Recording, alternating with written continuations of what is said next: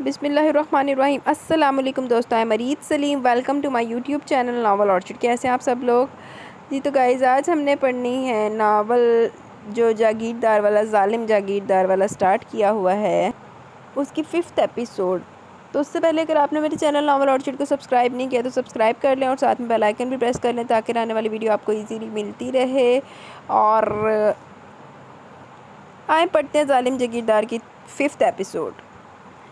تو سفر میرا ہے، تو ہی میری منزل، تیرے بنا گزارا اے دل ہے مشکل، تو میرا خدا ہے، تو ہی دعا میں شامل، تیرے بنا گزارا اے دل ہے مشکل، مجھے آزماتی ہے تیری کمی، میری ہر کمی کو ہے تو لازمی، جنون ہے تو میرا، بنوں میں تیرے قابل، تیرے بنا گزارا اے دل ہے مشکل۔ اوہ ہوئے، آپ لوگوں سے سب سے پہلے تو معذرت، آپ لوگوں کو میری سنگنگ برداشت کرنی پڑی، لیکن وہ گانا دیکھ کے میں فلو میں چلی گئی تھی۔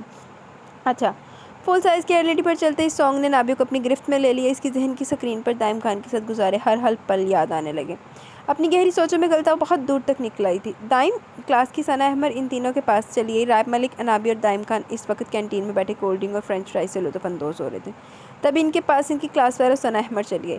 جی فرمائیے۔ دائم خان نے ایک سرسری نگاہ اس پر ڈالنے کے بعد اس کے ہاتھ میں موجود کچھ نوٹس اور رجسٹر دیکھا۔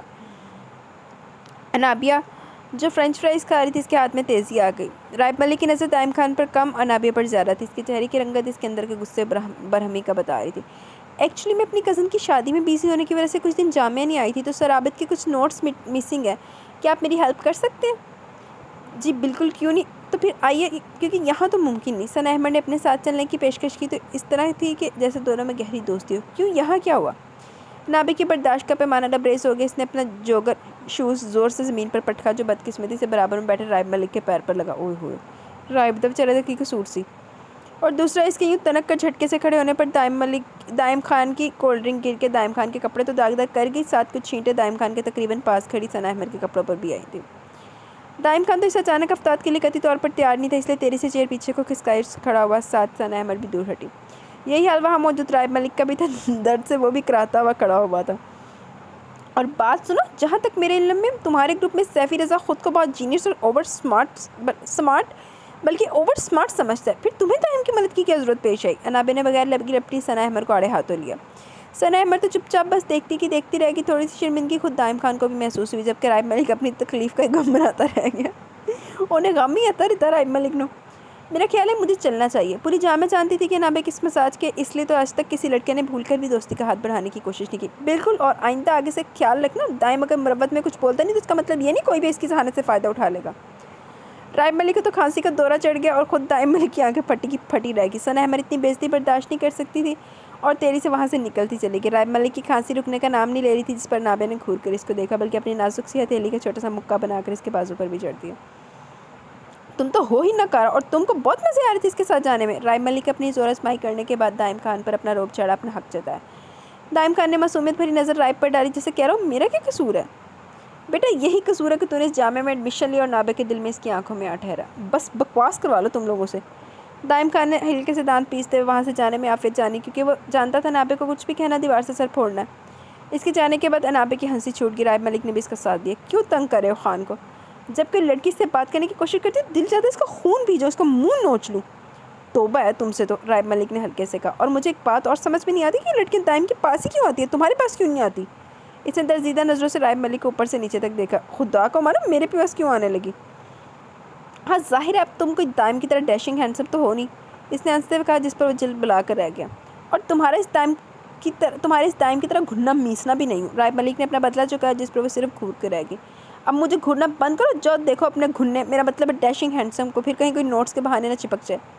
جان نہیں نکال لوں گی اس کی۔ وہ تیزی سے نکلی۔ رائب ملک صرف مسکرا کے رہ گیا۔ یہ روح بھی میری، یہ جسم بھی میرا، اتنا نہیں میرا جتنا ہوا تیرا، تو نے دیا ہے جو وہ درد ہی سہی، تجھ سے ملا ہے تو انعام ہے میرا، میرا آسماں ڈھونڈے تیری زمیں، میری ہر کمی کو ہے تو لازمی، زمین پر نہ سہی تو آسماں میں آ مل، تیرے بنا گزارا، اے دل ہے مشکل۔ من لگتا ہے پورا گانا میرے کو گوا کے ہٹنا ہے انہوں نے۔ دائم خان بیڈ روم میں آ چکا تھا، اس کی آہٹ پر نابے نے دروازے کی سمت دیکھا، نظروں کا تصادم نہایت ہی جاندار تھا۔ نابے نے لمحوں میں اپنی نظر چرا لی اور پھر ریموٹ کو سائڈ پر رکھے لیٹ چکی تھی۔ دائم خان اس کی نظر چرانے پر ہولے سے مسکرا دیا، اس کی ہر ادا پر پیار آنے لگا۔ تب تو جانے کیا ہوگا تھا ان کچھ دنوں میں کہ بس ہر پل دل سے لگا کے رکھنا چاہتا تھا۔ محبت تو پہلے بھی بہت کرتا تھا، مگر اس محبت پر کچھ میٹھی سی کشش ابھرنے لگی تھی۔ نابے اس کو اور زیادہ اچھی لگنے لگی تھی۔ مانا کہ تیری موجودگی سے یہ زندگانی محروم ہے، جینے کا کوئی دوجا طریقہ نہ میرے دل کو معلوم ہے، تجھ کو میں کتنی شدت سے چاہوں، چاہے تو رہنا بے خبر، محتاج منزل کہاں تو رہی یہ ایک طرفہ میرا سفر، سفر خوبصورت ہے منزل سے بھی، میری ہر کمی کو ہے تو لازمی، ادھورا ہو کے بھی عشق میرا کامل، تیرے بنا گزارا، اے دل ہے مشکل۔ گانے کے چند بول اس کا دل مزید اداس کر گئے، دکھی کر گئے تھے۔ وہ کتنی مشکل سے خود میں حوصلہ جتا پائی تھی کہ اپنی محبت اپنے عشق کو پرایا ہوتا دیکھ سکے، اپنے آپ کو مضبوط کرے گی، مگر ایک بار پھر بھربھری مٹی کی طرح سب کچھ پھسلتا چلا گیا۔ وہ ایک بار پھر بکھرنے لگی تھی۔ اب یہ ساری کڑوی سوچیں اس کی جان نکال رہی تھی، تو کیا کل وہ یہ سب اپنی نظروں سے دیکھ پائے گی جو حقیقت بن کر سچ میں اس کی جان ہی نہ نکال لے؟ اپنی بے ساختہ سسکی کو اس نے بلینکٹ سے دبا لیا، کہیں دائم خان اس کی سسکنے کی آواز نہ سن لے۔ سونگ ختم ہو چکا تھا، کمرے میں ہر جگہ خاموشی کا راج تھا، لائٹس بھی آف ہو چکی تھی سوائے نائٹ بلب کے۔ ایک دم سے اس کی نازک سی کمر میں ہاتھ ڈال کر دائم خان نے اس کے نازک پھولوں سے وجود کو اپنی سمت کھینچا۔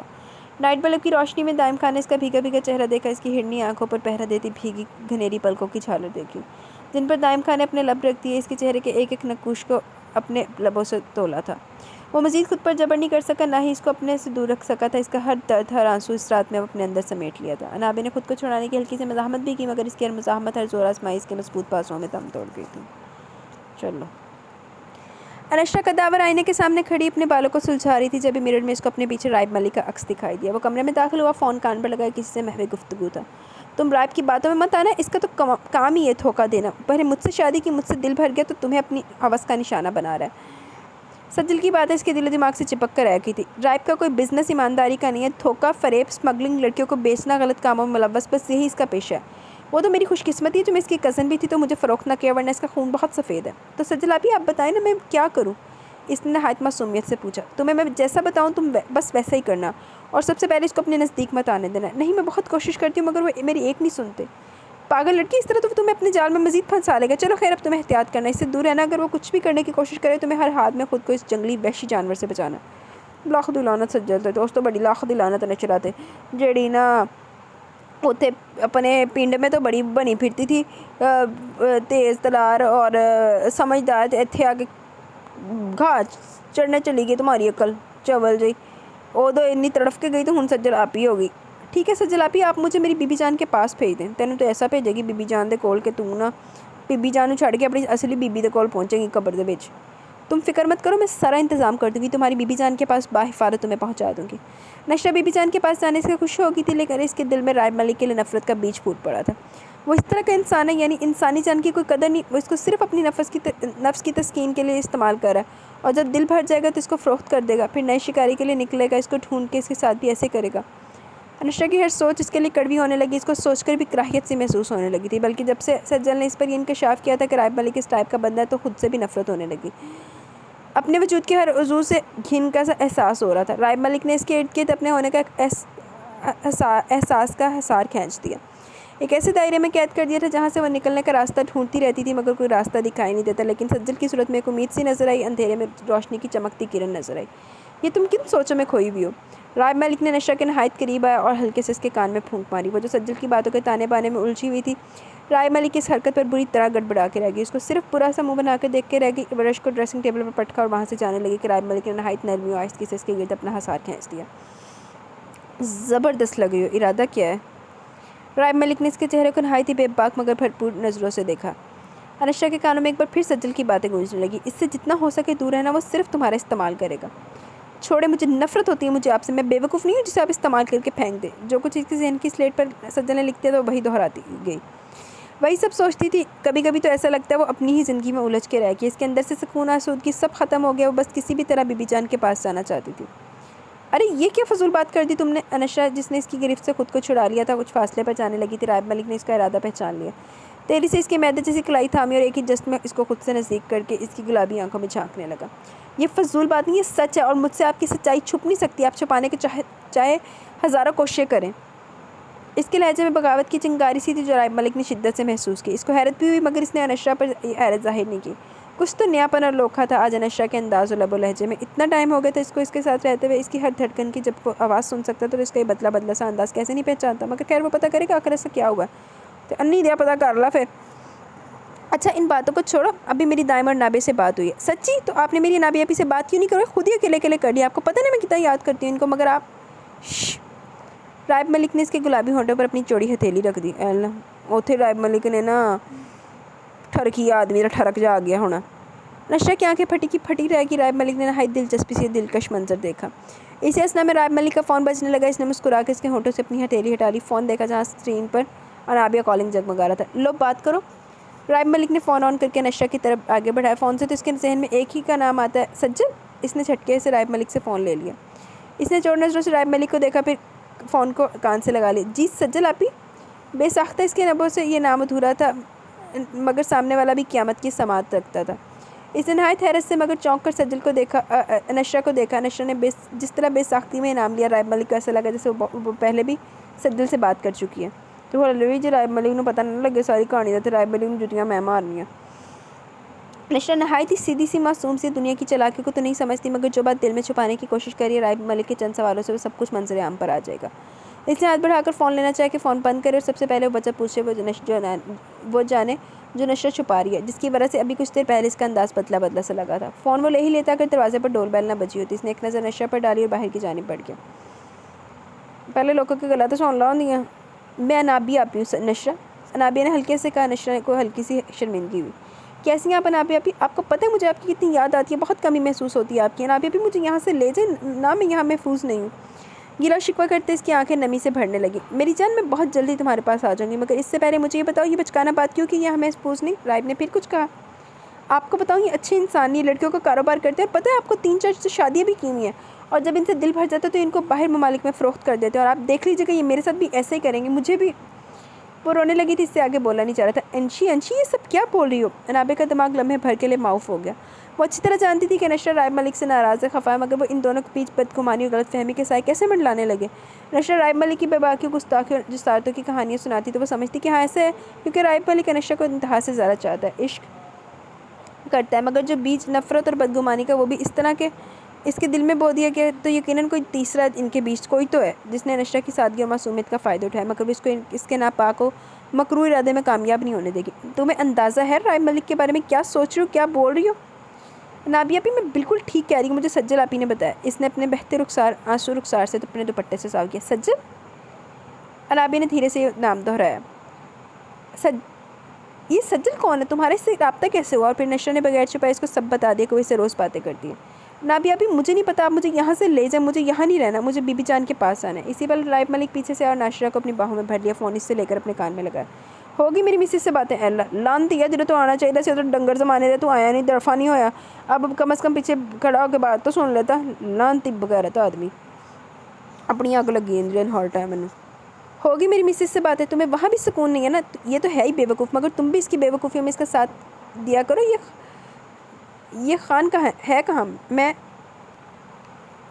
بس اپنی راگ لاپتے جاؤ گے یا مجھے بھی کچھ بولنے کا موقع دے گے؟ انابیہ کے دل و دماغ میں خطرے کی گھنٹیاں بجنے لگی. وہ ڈر گئی تھی کہیں نشرہ کسی سجل نامی لڑکی کی باتوں میں آ کر اپنی زندگی کو کسی مشکل میں ڈال لے، اور اس سے پہلے وہ دونوں کوئی بہت بڑا نقصان اٹھائیں یا پانی سر سے گزر جائے. اس کو رائب ملک کو سب کچھ بتانا ہوگا. اون طرح سنے گا تو پھر ہی ہے. ڈفر. مجھے پتہ اس بیوقوف نے کیا کہا ہوگا. کتنی بار اس کو سمجھایا میاں بیوی کا پرسنل سیکرٹ خود تک محدود رکھتے ہیں. نشرہ اس دوران بھرپور مزاحمت کر رہی تھی کسی طرح اس کے باہوں کا حصار توڑ سکے، مگر وہ بھی مضبوط اعصاب کا مالک باہوں کا حصار مزید تنگ کرتا چلا گیا. اپنی آگ لگی رہی ہر ٹائم. رائب بعد میں ہی رومانس چھاڑ لینا، پہلے میں جو کہہ رہی ہوں وہ سنو. رائب ملک کی دھیمی سرگوشی اور نشرہ کا کسمسانہ انابیہ کی سماعتوں سے محفوظ نہیں رہ سکا. انابیہ کو غصہ آنے لگا. وہ جلد از جلد رائب ملک کے کان میں یہ بات ڈالنا چاہتی تھی. Okay sorry. رائب ملک انابیہ کے غصے جھنجھلاہٹ پر تھوڑا سنجیدہ ہو گیا. بڑی مہربانی تیری جانور جیا. بولو تم کیا بول رہی تھی؟ دیکھو رائب، نشرہ تمہاری طرف سے بہت بڑی غلط فہمی کا شکار ہے. اس کی بات پوری ہونے سے پہلے دائم خان نے اس کے ہاتھ سے فون لے لیا اور کان سے لگا لیا. دیکھتے صحیح یار، یہ کوئی انڈین ڈرامہ چل رہا ہے. پہلے انہیں اپنی بیوی کے پیچھے کھلو کے گل نہیں سنی، اور اس کے بعد ہوں ایک جو دسن لگی سی تو اس دوسرے جانور نے فون کھولیا. رائب تقریب شروع ہونے والی ہے تو آج تو نہیں آیا، مگر بارات اور ولیمے میں ضرور شرکت کرنا. اوکے. جلدی بات پوری کی اور لائن ڈسکنیکٹ کر دی. یہ کیا حرکت ہے دائم؟ مجھے بات تو مکمل کرنے دیتے. آپ نہیں جانتے نشرہ اور رائب کے درمیان کوئی بہت بڑا مسئلہ ہونے والا ہے. انابیہ کے چہرے اور آنکھوں میں نہیں بلکہ اس کے لہجے میں بہت سے وہم اور اندیشے بول رہے تھے. ہم اس مسئلے کو بعد میں ڈسکس کریں گے، ابھی فی الحال تم تیار ہو جاؤ، باہر مہمان آنا شروع ہو گئے. لاکھ دی لعنت تیرے تھے. ادھر بھی ویسے بندہ سیلفش نہ ہوئے، پہلے بھی اس نے یہی کرتوت کی ہے، سیلفش پٹھان. اس کے لہجے سے پریشانی اور فکر مندی کا اندازہ ہو رہا تھا، مگر ابھی فی الحال باہر سب کو اس کی ضرورت تھی. سب دائم خان کی بیوی کا پوچھ رہے تھے. تو لانتی 2 منٹ دے تیری بھج جانا نا، تیری بیوی نے دوڑ جانا. دائم سب کچھ بعد میں، پہلے میری خوشی کا خیال کرو. پہلے سوندا تو میرے منہ چ ہوں. دائم خان نے بغور ان ہڈنی آنکھوں میں جھانکا. انابیہ نے نظریں چراتے ہوئے اس کے ہاتھ سے اپنا فون لیا اور وارڈروب کی جانب بڑھ گئی، جہاں اس کا یلو نیٹ کی کلیوں والا فراک ہینگر ہوئی تھی، جس کے گلے اور فراک کے گھیرے پر ملٹی گوٹے اور شیشوں کا کام ہوا تھا. نیٹ کے دوپٹے پر چاروں طرف گولڈن بیل جس پر آرشی اور گولڈن موتی کی پیکو کی گئی تھی. انابیہ نے وہ ہینگر سے نکالا اور بغیر دائم خان کی طرف دیکھے وہاں سے ڈریسنگ ٹیبل میں چلی آئی. دائم خان دھیرے سے مسکرا دیا. اس کے چہرے اور آنکھوں میں جو شریر مسکراہٹ تھی وہ انابیہ دیکھ ہی نہیں سکی. اگر دیکھ لیتی تو سب جان نہیں جاتی. وہ مسکراتا ہوا قداور آئینے کے سامنے آ کھڑا ہوا. سفید چکن کے کرتے اور سادی شلوار میں اس کا پٹھانوں جیسا لمبا چوڑا وجود اس کی وجاہت کو مزید پرکشش کر رہا تھا. میں نے دائم بھی بڑا زہر لگ رہا ہے اس ٹائم. اس نے بغور خود کو دیکھا. اسے خود میں کچھ کمی سی محسوس ہوئی. وہ وارڈروب کی طرف بڑھا، اپنی بے شمار شال میں سے ایک مہرون اجرک نکال کر اپنے چوڑے شانے پر ڈال لی. کچھ ہی دیر میں انابیہ فل تیار ہو کر باہر نکل آئی. یلو نیٹ کی گھیردار فراک میں وہ نہایت حسین لگ رہی تھی. لائٹ سا میک اپ بالوں کی چوٹی بنا کر آگے سینے پر ڈال دی. کانوں اور ہاتھوں میں خوبصورت سے مایوں کی مناسبت سے ہاف وائٹ اینڈ یلو گجرے ڈالے ہوئے تھے. کاجل سے بھری ہوئی آنکھیں جھکی ہوئی تھی. ان بوجھل اور بھیگی پلکوں سے صاف ظاہر تھا وہ روتی رہی ہے. لمحے بھر کو دائم خان کا دل چاہا اس کو اپنی باہوں کے حصار میں قید کرے اور ساری غلط فہمیاں دور کر دے. چلے. آواز میں نمی سی تھی. وہ اس کو دیکھنے سے بھی گریز کر رہی تھی. وہ کیسے دیکھے گی، کیسے ہمت جتا پائے گی؟ ایسا نہ ہو کہ جس طرح وہ خود کو سنبھالی ہے بازگڑ اور دائم خان کو ایک ساتھ کیسے دیکھے گی؟ کہیں ایسا نہ ہو وہ پھر سے ٹوٹ جائے، بکھر جائے، ریزہ ہو جائے. کیسے سنبھالے گی خود کو؟ نہیں انابیہ، تجھے کمزور نہیں بننا، مضبوط بننا ہے. اپنے دل کو، حواس کو سنبھالے رکھنا ہے. انابیہ نے دل میں مصمم ارادہ باندھا اور دل کو مضبوط کرتی کمرے سے نکل گئی. ارے ماشاءاللہ، بہت پیاری لگ رہی ہو. سامنے سے گلاب و موتی کی پتیوں سے بھری تھال لاتی کشمالہ نے اس کو ستائشی نظروں سے دیکھا تھا. انابیہ نے ذرا کی ذرا نظر اٹھا کے دیکھا. ان آنکھوں میں اس قدر سوگواریت اور اداسی تھی کہ خود کشمالہ کا دل بھی کٹ کے رہ گیا. آنکھوں میں اداسی، لبوں پر پھیکی سی مسکراہٹ لیے وہ سراپا کوئی کسی ماورائی مخلوق ہی تو لگ رہی تھی. میں اماں جان سے مل کر آتی ہوں. وہ ہلکے سے مسکراتی وہاں سے آگے بڑھی. کشمالہ بھابھی، انابیہ کہاں ہے؟ دائم خان نے کشمالہ سے پوچھا، مگر نگاہیں تلاش میں ادھر ادھر دوڑا رہی تھی. ماشاءاللہ، آج تو میرے دیور درانی کسی اور ہی دنیا کی مخلوق لگ رہے ہیں. کشمالہ نے تعریفی نظریں اس پر ڈالی. تھینکس مائی سویٹ بھابھی. وہ گورنش پر لایا. وہ سب ٹھیک ہے، مگر تمہیں نہیں لگتا بہت زیادہ ہو گیا انابیہ کے ساتھ؟ کشمالہ کی آنکھوں میں اس کا افسردہ اداس سا چہرہ گھوم گیا. غمزدہ آنکھوں میں نمی سی بھر گئی تیر رہی تھی. مجھے بھی کچھ ایسا ہی لگ رہا ہے کشمالہ بھابھی، مگر خیر کچھ ہی دیر کی بات ہے، ساری سچائی سامنے آ جائے گی. اس کی آنکھوں میں بھی اس کی سوگواریت سا حسن سامنے آیا. چلو جیسے تمہاری مرضی، مگر یاد رکھنا انابیہ کو پتہ چلنے کے بعد وہ تمہیں بخشے گی نہیں. خیر ہے، میں سنبھال لوں گا. وہ تو اسی وقت پتہ چلے گا. ماشاءاللہ، آج تو ایسا لگ رہا ہے میرے گھر میں کوئی پری آ گیا ہو آسمان سے. اماں جان صدقے واری ہو گئی. بالکل بے ساختہ انابیہ کو اپنے گلے سے لگایا، اس کی پیشانی پر نرمی سے بوسہ لیا. جانے کہ انابیہ کو شرمندگی نے گھیر لیا. اسے گلناز بیگم کا یہ حسن سلوک دیکھ اپنے پچھلے رویے یاد آئے. انہیں دیکھ کر شرمندگی سی ہونے لگی. ٹھیک کہہ رہی ہیں آپ اماں جان. انابیہ بھابھی، آج آپ واقعی بہت خوبصورت لگ رہی ہیں. تھینکس، مگر تم سے کم. نابے نے بہت کوشش کر کے دلکش مسکراہٹ لبوں پر سجائی گرین بنارسی قمیض پر یلو نیٹ کا گھیردار غرارہ جس پر ستاروں اور موتیوں کا کام کیا گیا تھا۔ Green and yellow double shade کے دوپٹے کو بازگاہ نے اچھی طرح سے سر پر ڈالا ہوا تھا۔ موتیا اور گیندے کے پھول کی جویلری نے بازگاہ کو مزید حسین بنا دیا تھا۔ وہ بلا شبہ حسن و خوبصورتی میں ایکتا تھی۔ حد درجہ سفید رنگت پر بادامی آنکھیں جن میں کسی کو بھی پا لینے کی فتح، جس میں کسی کو بھی حاصل کرنے کی خوشی اور خوشی کے تارے اس کی آنکھوں اور چہرے سے ہی نہیں جھلک رہے تھے بلکہ اس کے انگ انگ سے ٹپک رہے تھے۔ نابے نے بے ساختہ اس سے نظریں چرا لی، اس کے حسن سے نظریں ہٹا لی۔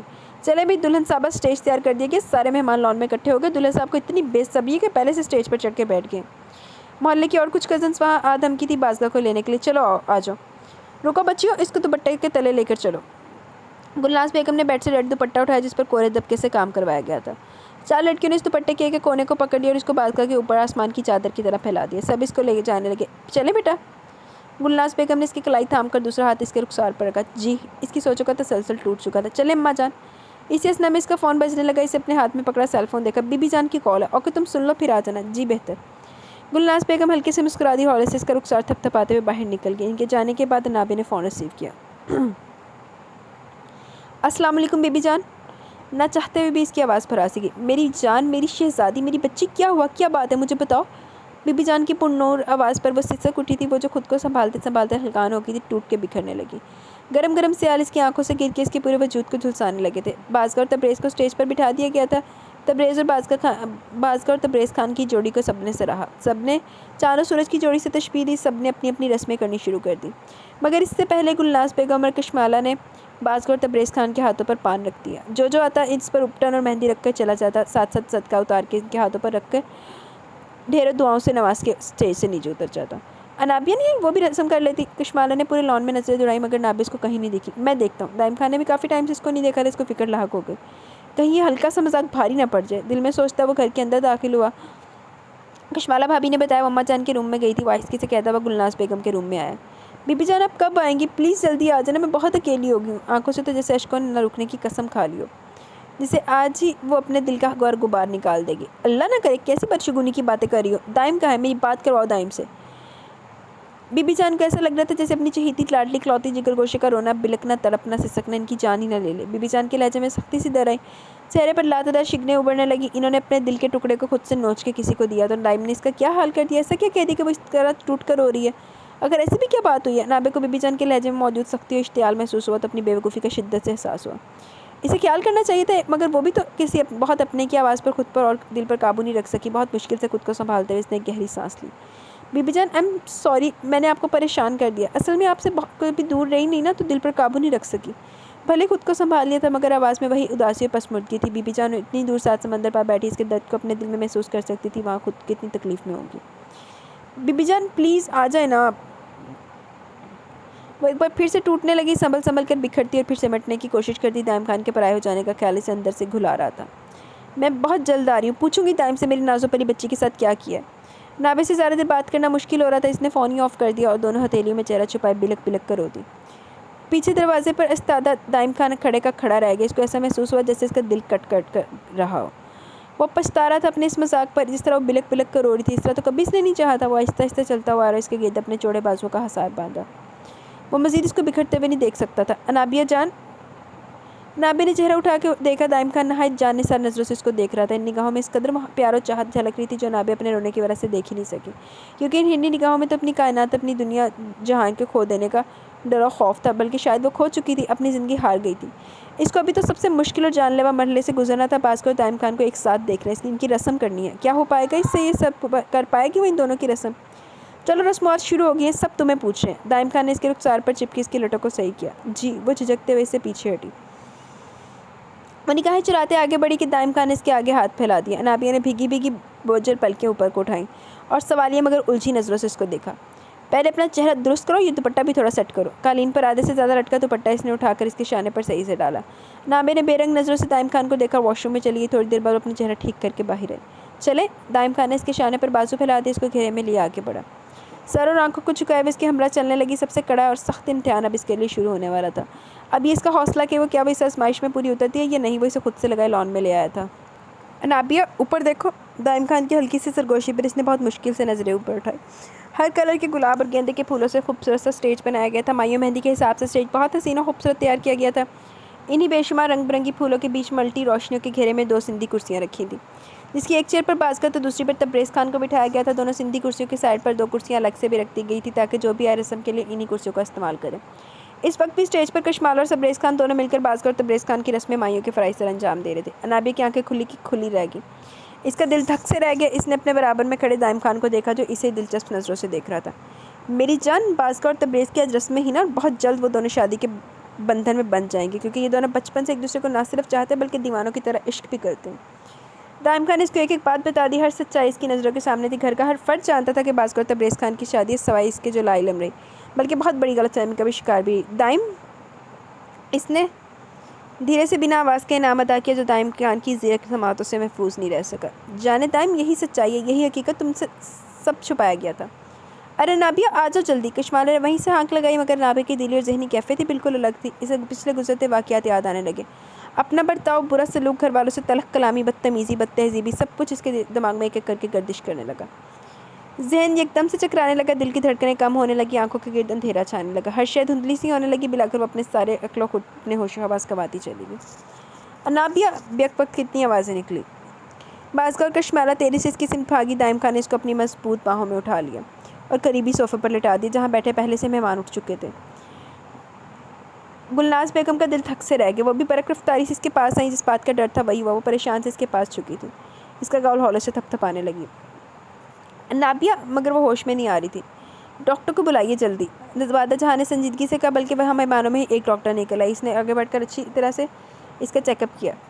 कोई बात परेशानी की बात नहीं, ऐसी हालत या तो भूखे रहने से होती है या फिर कोई शदीद सदमे की वजह से। डॉक्टर खड़ी होगी, नाबे के मुंह पर पानी के हल्के से छींटे और इसकी आंख पर हल्के से दबाव की वजह से वो होश में आ गई। गुलनाज बेगम ने इसकी चमकती पेशानी पर बूसा लिया और फिर कुछ याद आने पर खफकी भरी निगाहें दाइम खान पर डाली, मगर सबकी मौजूदगी में से फिलहाल कुछ कहना अच्छा नहीं लगा। भावें दे अखा दा मेकअप फैल गया वजह और मुँह ते छट्टे मारे उन्होंने। चलो कोई नहीं, सानू की, मुझे लगता है आपकी बहू को कोई खुशखबरी है। ज़ुबैदा जहाँ ने अपनी समझदारी के घोड़े दौड़ाए। नाबे ने सटपटाते हुए गुलनाज बेगम को देखा, फिर बाज़कर और तब्रेज़ के साथ शर्मिंदा से खड़े दाइम खान को देखा। क्यों ना मायूं की रस्म पूरी की जाए। ज़ुबैदा जहाँ ने वक्त गुजरने का एहसास दिला। जी बिल्कुल। गुलनाज बेगम ने दाइम खान की क्लास बाद में रखते हुए बाज़कर पर नज़र डाली। ग्रीन येलो गरारे में वो बेचारी सहमी हुई थी। इसकी ये खुशी ज़िंदगी की सबसे बड़ी खुशी थी। गुलनाज बेगम को अपनी हर औलाद बहुत अजीज़ और जान से प्यारी थी और अपनी बहू पर तो वो फ़िदा थी। कशमाला, बेटा बाज़कर और तब्रेज़ को स्टेज पर ले जाओ। गुलनाज के कहने पर कशमाला बाज़कर को लेकर वापस स्टेज पर ले आई। गुलनाज बेगम ने नाराज़गी से दाइम खान को देखते हुए नाबे की तरफ रुक किया। वो अच्छी तरह जानती थी इसकी बेहोशी की वजह। काफ़ी दिनों से जो कसावत, जो हबस, जो खामोशी इसके अंदर डेरा डाल के बैठ गई थी, वो किसी न किसी सूरत तो बाहर निकलता ही है। और जो कुछ अभी नाबिया ने देखा वो इसके लिए किसी शॉक से कम भी तो नहीं था। इसके जहन में जो कुछ बैठ चुका था, इस सब के लिए इसने खुद को तैयार कर लिया था। दिलो दिमाग में इस ख्याल को शायद पुख्ता कर लिया था कि दाइम खान ने शराकत का मजबूत इरादा कर लिया, जिससे वो एक कदम पीछे नहीं हटेगा। मगर इसके चेहरे और आंखों की उदासी पसमर्दगी देख नहीं रही थी। इसके चेहरे और आंखों की रौनक खत्म हो गई थी। आंखों में जलते वो दीप बुझ गए थे जो इन्होंने पहले दिन दाइम खान के लिए देखे थे। मुरझाई सी वो लड़की ने दाइम खान से ज़्यादा प्यारी और अजीज़ हो गई थी। इन्होंने कमलाया सा चेहरा देखा। नाबे ने मुश्किल निगाहें उठाई। ठीक हो तुम? जी अम्मा जान, इसने आहिस्तगी से कहा। इसे समझ नहीं आ रहा था क्या करे। पिछले कुछ दिनों से जिस अजाब, जिस दर्द में वो मुब्तला थी, असल में वो सिर्फ एक मजाक के सिवा कुछ नहीं। ये यकीन हो चला कि इसकी मोहब्बत का कोई हिस्सेदार नहीं, कोई शराकत नहीं। तो फिर आओ बाज़कर और तब्रेज़ की रस्में मायूं करते हैं। वो खड़ी होगी और उसका हाथ भी थाम लिया। अब मुंह बना के खड़े रहोगे, बाज़कर को लेकर स्टेज पर भी जाओगे। गुलनाज बेगम ने दबे दबे लफ्ज़ों में सख्ती से दाइम खान से कहा। नाबिया को लेकर स्टेज पर भी जाओगे? जी। वो चौंक कर गुलनाज बेगम को देखने का जो इशारे से अपने हाथ में पकड़े नाबे के हाथ को पकड़ने का कह रही थी। दाइम खान ने हाथ बढ़ाया तो गुलनाज बेगम ने नाबे का हाथ दाइम खान को थमा दिया। वो इसके लिए 1-2 कदम ही आगे बढ़ा होगा कि नाबे ने हल्के से झटके से अपना हाथ छुड़ा लिया। सुलगती तपती नज़रों से इसको देखती खुद सब इससे पहले आगे बढ़ गई। तू है ही इस काबिल। नाबिया भाभी, हम बेचारे तो नहायत मासूम है, सारा कसूर इसका है, इसलिए जो सज़ा आप इसको देंगे हम आपके साथ हैं। तब्रेज़ खान के अलावा बाज़कर कशमाला ने भी स्टेज से नीचे की नाबे की हरकत देख ली थी। देवर जी, हमने आपको बहुत समझाया, अब आप ही अपने दुश्मन खुद बनने पर तुल लेते तो हम बेचारे मासूम क्या करते। कशमाला ने भी चुटकुला छोड़ने में कोई कसर नहीं छोड़ी। हाँ, आप लोग इस कदर बेचारे और मासूम है कि लोग आप लोगों की मासूमियत और बेचारगी की कस्में खाते हैं। दाइम खान ने बड़े मानीखेज़ अंदाज में तब्रेज़ खान और कशमाला को देखा। वैसे दाइम लाला, आप नाबे भाभी के रवैये के ज़िम्मेदार हैं। बाज़ खान ने अपने बराबर वाली चेयर पर विराजमान नाबे को चाह से देखा। अब तुम लोग ना इस तरह की बातें करके मेरी मासूम बीवी को मज़ीद मत भड़काओ। दाइम खान ने नाबे का नाराज़ खफा सा सुंदर मुखड़ा देखा, जहाँ वो पहले जैसी उदासी और पसमर्दगी तो नहीं थी, मगर इस वक्त दाइम खान के लिए कोई प्यार भी नहीं था। ہاں ہاں ہمیں نے تو کہا تھا کہ میری اور بازگہ کی شادی چھپا. نابے بھابھی قسم لے لیں گے سارا پلان اس کا اپنا بنایا ہوا تھا. ہم تو بیچارے معصومیت میں مارے گئے. تبریز خان جان سے سارا حساب بے باک کر رہا تھا اور جھک کر نابے کو بھی دیکھا جو بازگہ کو مسکراتے ہوئے ہاتھ میں مہندی رپٹن لگا رہی تھی. ٹیبل پر پڑی مٹھائی اس کے منہ میں ڈالی, اس کو دل سے گلے لگا لیا. ہمیشہ خوش رہو. No response. تبریز خان نے انگوٹھا دکھا کر اس کو مزید چڑھایا. وہ اگر مانتی بھی ہوگی نا تو تیری بک بک سے مزید پھیل جائے گی. دائم خان نے تبریز خان کو تپ کر دیکھتے ہوئے اس کے منہ میں بڑا سا بیسن کا لڈو ٹھوس دیا. جو کچھ اس کے منہ سے باہر آ رہا تھا آ گیا اور کچھ منہ میں رہ گیا. تبریز خان نے فوراً منہ پر ہاتھ رکھا اور رسم مائیوں میں ساری رسومات کی ادائیگی ہو گئی تھی. ایک آخری رسم رہ گئی تھی کہ دلہا دلہن کو سینٹر میں کھڑا کر کے گھر کے کچھ خاص و قریبی بہن بھائی بھابھی کزنس ان پر گول دائرہ بناتی اور اپنا علاقائی گانا گا کر اپنی خوشی کا اظہار کرتی. نابے کو تو یہ سب نہیں آتا تھا. وہ گلناز بیگم کے پاس جا کر بیٹھ گیا. اگر اس کے اور دائم خان کے درمیان اتنی بڑی غلط فہمی نہ ہوئی ہوتی تو شاید وہ بھی تھوڑی سی کوشش کر لیتی. دائم خان کے ساتھ کھل کے انجوائے کرتی, اس تقریب کو بھرپور طریقے سے انجوائے کرتی. کشمالہ, دائم خان نے ہولنے سے کہا. ہاں دائم بولو. آپ بالکل اچھی نہیں لگ رہی اس طرح کے لیے. ہیں کیوں بھلا؟ سبریز ہے نا میرے ساتھ. اس نے ہے کو لمبا کھینچتے ہوئے الجھی نظروں سے اپنے برابر میں ڈانس کرتے تبریز خان کو دیکھا. اف, ایک تو سبریز لال نے آپ کا دماغ بالکل خالی کر دیا. اس کا دل سر پیٹ لینے کو چاہ. کشمالہ بھابھی آپ کو نہیں لگتا یہ اس وقت کنواری بیوی لگ رہا ہے؟ تبریز خان نے دائم خان کی باتیں سن لی اور اس کا مطلب یہ اچھی طرح سمجھ رہا تھا, مگر سامنے بھی کشمالہ تھی جنہیں صرف صاف باتیں سمجھ میں آتی تھی, زبانی باتیں سچ سے گزر جاتی. او اب سمجھی میں. شکر ہے, ورنہ تقریب اور ڈانس ختم ہونے کے بعد بھی سمجھ لیتی تو ہم کیا کر سکتے تھے. تبریز خان تو منہ نیچے کے مسکرا دی, جبکہ کشمالہ دائم خان کو صرف گھور کے رہ گئی. نہیں کشمالہ بھابھی, مجھ سے یہ سب نہیں ہوگا, بلکہ میں اب آرام کرنا چاہتی ہوں. میرے سر میں شدید درد ہو رہا ہے. زیادہ رونے اور حد سے بڑھتی ٹینشن کی وجہ سے اس کا سر درد سے پھٹا جا رہا تھا. ایسے محسوس ہو رہا تھا جیسے دماغ کی رگیں پھٹ جائیں گی. آنکھیں تو جیسے دہکتا انگارہ سی ہو گئی تھی. ایسا لگ رہا تھا جیسے آنکھوں میں کسی نے مرچیں سی بھرتی ہوں, جس میں بہت زیادہ جلن ہو رہی ہو. اب تو مل گیا ہوگا نا سکون, پڑ گئی دل میں ٹھنڈک. کیا حال کر دیا اس بچی کا. منع بھی کیا تھا حد سے زیادہ مذاق کسی نقصان کا سبب نہ بن جائے. گلناز بیگم کے بیڈ روم میں اس وقت سب اکٹھا تھا. تقریب ختم ہونے کے بعد سب لوگ اپنے گھر چلے گئے تو باقی اپنے اپنے رومز میں چلے گئے. نابے کو گلناز بیگم نے خود دودھ کے ساتھ پین کلر دے کر سلایا تھا. اس کو ہلکا سا بخار بھی ہو گیا تھا. اس وقت شاید روم میں دائم خان جتنا اپنی حرکت پر پشیمان و شرمندہ ہوتا کم تھا. اس کا مذاق بہت زیادہ ہو گیا تھا, جس کے احساس سے اس وقت شدت سے ہوا جب لان میں نابے بے ہوش ہوئی تھی. اس کی تو جیسے جان ہی نکل گئی. پیروں تلے سے زمین نکل گئی, سر سے جیسے آسمان سے رک گیا. بندہ تو دیکھو تو ہی نہ کرے گا بعد جو پیروں تلے زمین نکلے. وہ تو اللہ کا لاکھ لاکھ شکر ہے, لاکھ لاکھ کرم ہے. نابے کو ذرا کچھ نہیں ہوا, ورنہ وہ اس ورنہ کے آگے وہ کچھ سوچ نہیں سکا. پورے جسم میں جیسے جھرجھری سی دوڑ گئی. میں بہت شرمندہ ہوں اماں جان. دائم خان نے اپنی غلطی تسلیم کی. وہ حقیقت میں شرمندہ تھا. سب کچھ جانتا تھا کہ نابے اس کے معاملے میں کس قدر کمزور ہے, پھر بھی اس کو اتنے بڑے امتحان میں آزمائش میں ڈال دیا. نتیجہ نہیں سوچا. تمہارے شرمندہ ہونے سے کیا ہوگا؟ خدا نہ خواستہ اگر اس بچی کو کچھ ہوتا تھا, کچھ بھی ہو سکتا تھا. کیا جواب دیتے ہم نابے کی بی جان کو؟ گلناز بیگم اس وقت نہایت ہی غصے میں تھی. ان کا غصہ جائز بھی تھا, کیونکہ جو کچھ بھی ہوا اس کی سوچ کے بالکل برعکس ہوا. اس کے خیال میں تو جب نابے بازگار اور تبریز خان کو ایک ساتھ رسم مائیوں میں دیکھے گی تو دائم خان پر کچھ غصہ کر لے گی, کمرے میں گھوسے مکے مارے گی, پھر راضی ہو جائے گی. مگر یہاں تو مسئلہ ہی دوسرا ہو گیا. معاملہ بگڑ جائے گا تو وہم و گمان میں بھی نہیں تھا. اگر خدا نہ خواستہ نروس بریک ڈاؤن ہو جاتا, اف, پہلے سوچنا سی نا. خیر جو بس ہوا, مگر آئندہ کے لیے خیال رکھنا, محبت کرنے والوں کو آزمائش میں نہیں ڈالتے, مگر تمہیں تو شوق ہے اپنوں کی محبتوں کو آزمانے کا, انہیں مشکل میں ڈالنے کا. آقا اکبر خان جو کافی دیر سے سن رہے تھے, 2 لائنوں میں بات ختم کر دی, مگر جو گہرا طنز کا تیر چلا گئے تھے. اس نے دائم خان کو بہت کچھ سمجھا دیا. اس کی ہمت ہی نہیں ہوئی کہ وہ نظر اٹھا کے بھی دیکھتا. بابا جان, بازگہ کھڑی ہو کر چلتی ہوئی آقا اکبر خان کے پاس ٹھہری. خوشیوں بھرے ماحول میں بدمزگی سی ہو گئی تھی. بابا جان کچھ غلطی ہم لوگوں کی بھی ہے. ہم بھی دائم لالا کے اس مذاق میں برابر کے شریک تھے, مگر یقین کریں ہم میں سے کسی کے بھی تصور میں بھی نہیں تھا کہ یہ بات اتنی سیریس ہو جائے گی. بازگہ نے اپنی بھی غلطی تسلیم کی. اب اس بحث کا کوئی فائدہ نہیں. ہمیں شکر ادا کرنا چاہیے, اللہ نے ہمیں زیادہ نقصان سے بچا لیا, ورنہ تم لوگوں نے شرمندہ کرنے میں کوئی کسر نہیں اٹھا رکھی تھی. آقا اکبر خان نے دائم خان پر ایک سنجیدہ نظر ڈالی اور سائڈ سے اپنی بک اٹھائے روم میں بنے چھوٹے سے بک شیلف کی جانب بڑھ گئے. اب جاؤ, بہت رات ہو گئی, بلکہ شاید فجر بھی ہونے والی. مجھے شکرانے کے نفل ادا کرنے ہیں, پھر تہجد پڑھنی ہے.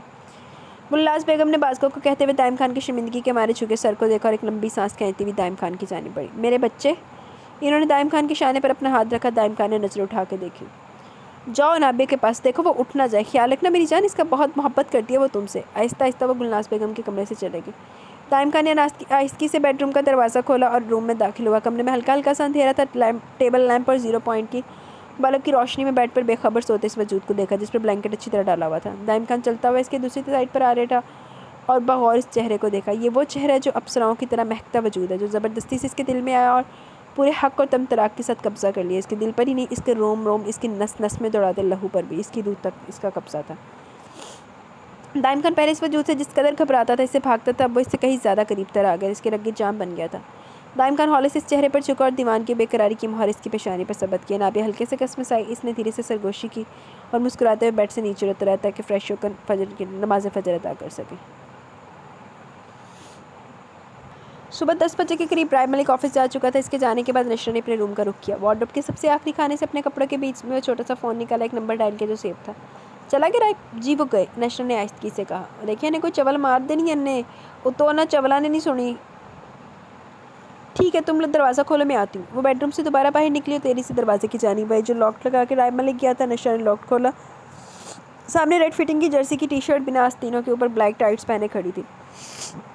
چہرے پر خوبصورت سا میک اپ اور نازک سی جویلری میں اس کا ہوشربا کھلا حسن قیامت خیز لگ رہا تھا. اریاں کمر اریاں بازو پر نشرا کی نظر پڑی تو وہ اپنی نظر جھکا گئی. اس کی گلابی نگاہوں میں چچک تھی. شرم و حیا کے رنگ چل ملا رہے تھے. عجیب سے احساس کمتری احساس محروم مبتلا وہ سائڈ پر ہوگی.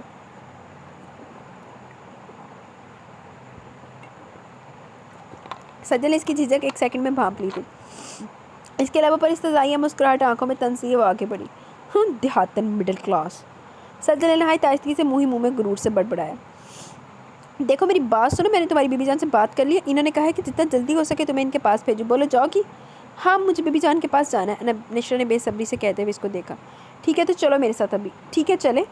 اس نے پہلے سے زیادہ بے صبری و بےتابی سے کہا. اسے ہر حالت میں یہاں سے رائب ملک کی زندگی اس کی حدود سے باہر نکلنا تھا. نشرا جس حالت میں تھی اسی میں چلنے کو تیار تھی. سجل نے نشرا کو اوپر سے نیچے تک دیکھا. بلیک کلر کے ڈھیلے ڈھالے کاٹن ایمبرائڈری ٹراؤزر پر گھٹنوں تک لوز پرپل شرٹ قمیض جس پر بلیک دھاگے سے ایمبرائڈری کی گئی تھی.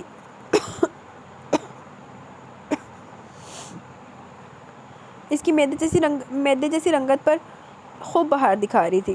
بلیک جارجٹ کا دوپٹہ اس کے چاروں طرف پرپل خوبصورت بیل لگی ہوئی تھی. بلا شبہ وہ ہوشربا حسن کی مالک تھی.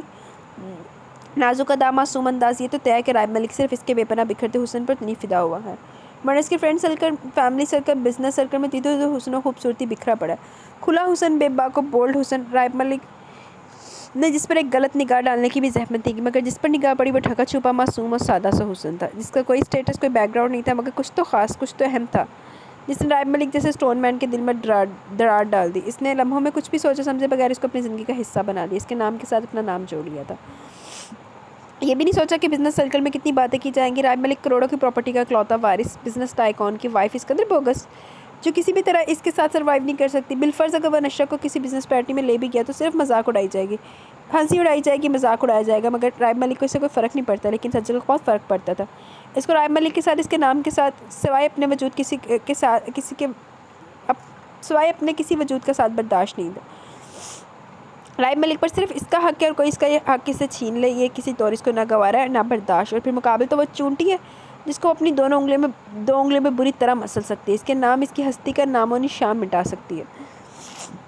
یہ کوئی پوچھنے والا نہیں ہوگا. رہا رائب ملک تو اس کا بھی ایسا کوئی مسئلہ نہیں ہے. کچھ دنوں تک وہ سوگ منائے گا. اس کے دکھ میں کچھ ٹائم زندہ رہے گا پھر مگر سجل کو اپنی صلاحیتوں پر پورا بھروسہ ہے.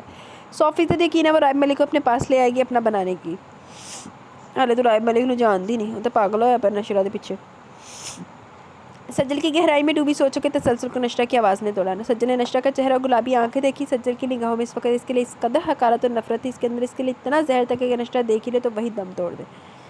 وہ بیچاری معصوم بہت ہوگی نا اور سارا 74 پنسی ہوتے اپنے گاؤں کر کے آ گئی ہے اتنے آ کے معصوم ہو گئی ہو. اسی اسنا میں سجل کا فون بھی بزر کرنے لگا. سجل نے فون کی بڑی سکرین دیکھی جہاں رافیہ آنٹی کالنگ جگمگا رہا تھا. سجل نے نشرا کو چور نظروں سے دیکھنے کے بعد رافیہ ملک کا فون ریسیو کر لیا. ہاں بولے کہاں رہے گی جلدی آؤ. اوکے چلو. سجل نے فون بند کیا اور اس کو چلنے کا کہا. نشرا نے اپنے دوپٹے کو خود پر پھیلا کے اوڑھ لیا. دونوں دروازے سے آگے پیچھے نکلی تھی. سجل کی ہائی پینسل ہیل کی ٹک ٹک پورے فلیٹ میں گونجی رہی تھی اور اسی ٹھک ٹھک سے نشرا کا دل جانے کی دھک دھک کر رہا تھا. کیوں اس کے دل میں عجیب سا گھور اندھیرا پھیلتا جا رہا تھا. آخر کیوں اس کے اندر ایک اداسی سے اترتی جا رہی تھی. تیرے بغیر یہ رہ ہی ہوتا جڑے اپنی محل مشتے چھڑ کے دوجی آئے گئی ہے تو اعتبار کر دیا جسے وہ سمجھنے سے قاصر ہے. ایک لمحے کو ایسا محسوس ہوا جیسے اس کے جسم سے روح کھینچی جا رہی ہو. کسی کا ہاتھ اس کے ہاتھ سے نکلتا جا رہا ہے. کسی مضبوط سائے کی چادر اس کے سر سے سرکتی جا رہی ہے. ایسا کیوں محسوس ہوا جیسے وہ صحرا کی تپتی جھلستی ریت پہ برہنہ پاؤں آ کھڑی ہوئی ہو. اس ریت میں چھپے رینگ سے زہریلے سانپوں کا جھنڈ اس کی طرف بڑھنے لگا. اس کو اپنے شکنجے میں جکڑنے کو, اس کو ڈسنے کو یا پھر ثابت سالم نکلنے کو. ایسا کیوں پل بھر میں محسوس ہوا جیسے سامنے وسوسے اندیشے منہ پھاڑے کھڑے ہوں. جانے کس جذبے کے تحت اس نے ذرا کی ذرا پیچھے پلٹ کر دیکھا تو لمحہ بھر کو قدم ٹھہر سے گئے. سجل جو کچھ قدم آگے بڑھ چکی تھی نشہ کو اپنے پیچھے نہ آتے محسوس کر کے پیچھے پلٹی. نشہ گلابی نگاہوں میں رائب ملک کا فلیٹ جگمگاتے دیکھ واپس آئی. جلدی چلو، دیر ہو رہی ہے. وہ اس کے ہاتھ تھام کر فلیٹ کی بلڈنگ سے باہر نکل آئی. سامنے بلیک کلر کی بڑی چمچماتی ہوئی مہنگی ترین گاڑی کھڑی تھی. ڈرائیونگ سیٹ پر بیٹھا ڈرائیور جس نے ان دونوں کو آتا دیکھ جلدی سے پیچھے کا دروازہ کھول دیا. انشا کی نگاہ اور چہرہ نیچے تھا، ورنہ وہ شاید اس ڈرائیور کے چہرے اور آنکھوں میں چھپی مکروہ ہنسی اور خباثت ضرور دیکھ لیتی. چھوٹی بچی تھی، چھوٹی جنی کا کیا انہیں کچھ نہیں پتا. بیٹھو. سجل نے انشا کو اس خالی سیٹ پر بٹھا دیا. اور گاڑی میں اس کے سوائے کوئی نہیں تھا. اس نے سجل کو دیکھا. سجل کے چہرے پر استحضائیہ مسکراہٹ تھی. انشا کے دل و دماغ میں یکدم سے خطرے کی گھنٹیاں سی بجنے لگی. سجل نے دروازہ بند کر دیا. انشا نے اس بند دروازے کے شیشے پر ہاتھ رکھا. سجل آپ کہاں جا رہی ہیں؟ مجھے چھوڑ کے. ان گلابی آنکھوں میں نمی سے جھلملانے لگی. فکر مت کرو، یہ تمہیں تمہاری بی بی جان کے پاس پہنچا دے گا. سجل کے لہجے میں ایسا کچھ تھا کہ انشا نے پلٹ کر جب ڈرائیور کو دیکھا تو اس کے پورے جسم میں کپکپاہٹ سی دوڑ گئی. ہاتھوں اور پیروں کی انگلیاں کدھر گیا سنسی ہو گئی تھی ہونے لگی. دل کی دھڑکنیں تیز رفتاری سے دھڑکنے لگی جیسے سینے کی مضبوط دیوار توڑ کے دل باہر ہی تو آ جائے گا. کہیں اس نے سجل کے ساتھ آ کر کچھ غلط تو نہیں کر دیا؟ اور اس سے پہلے وہ کچھ آگے سوچتی گاڑی سڑک پر فراٹے بھرنے لگی. خوف صرف گاڑی میں نہیں بلکہ اس کی رگوں میں بھی پھیلتا جا رہا تھا.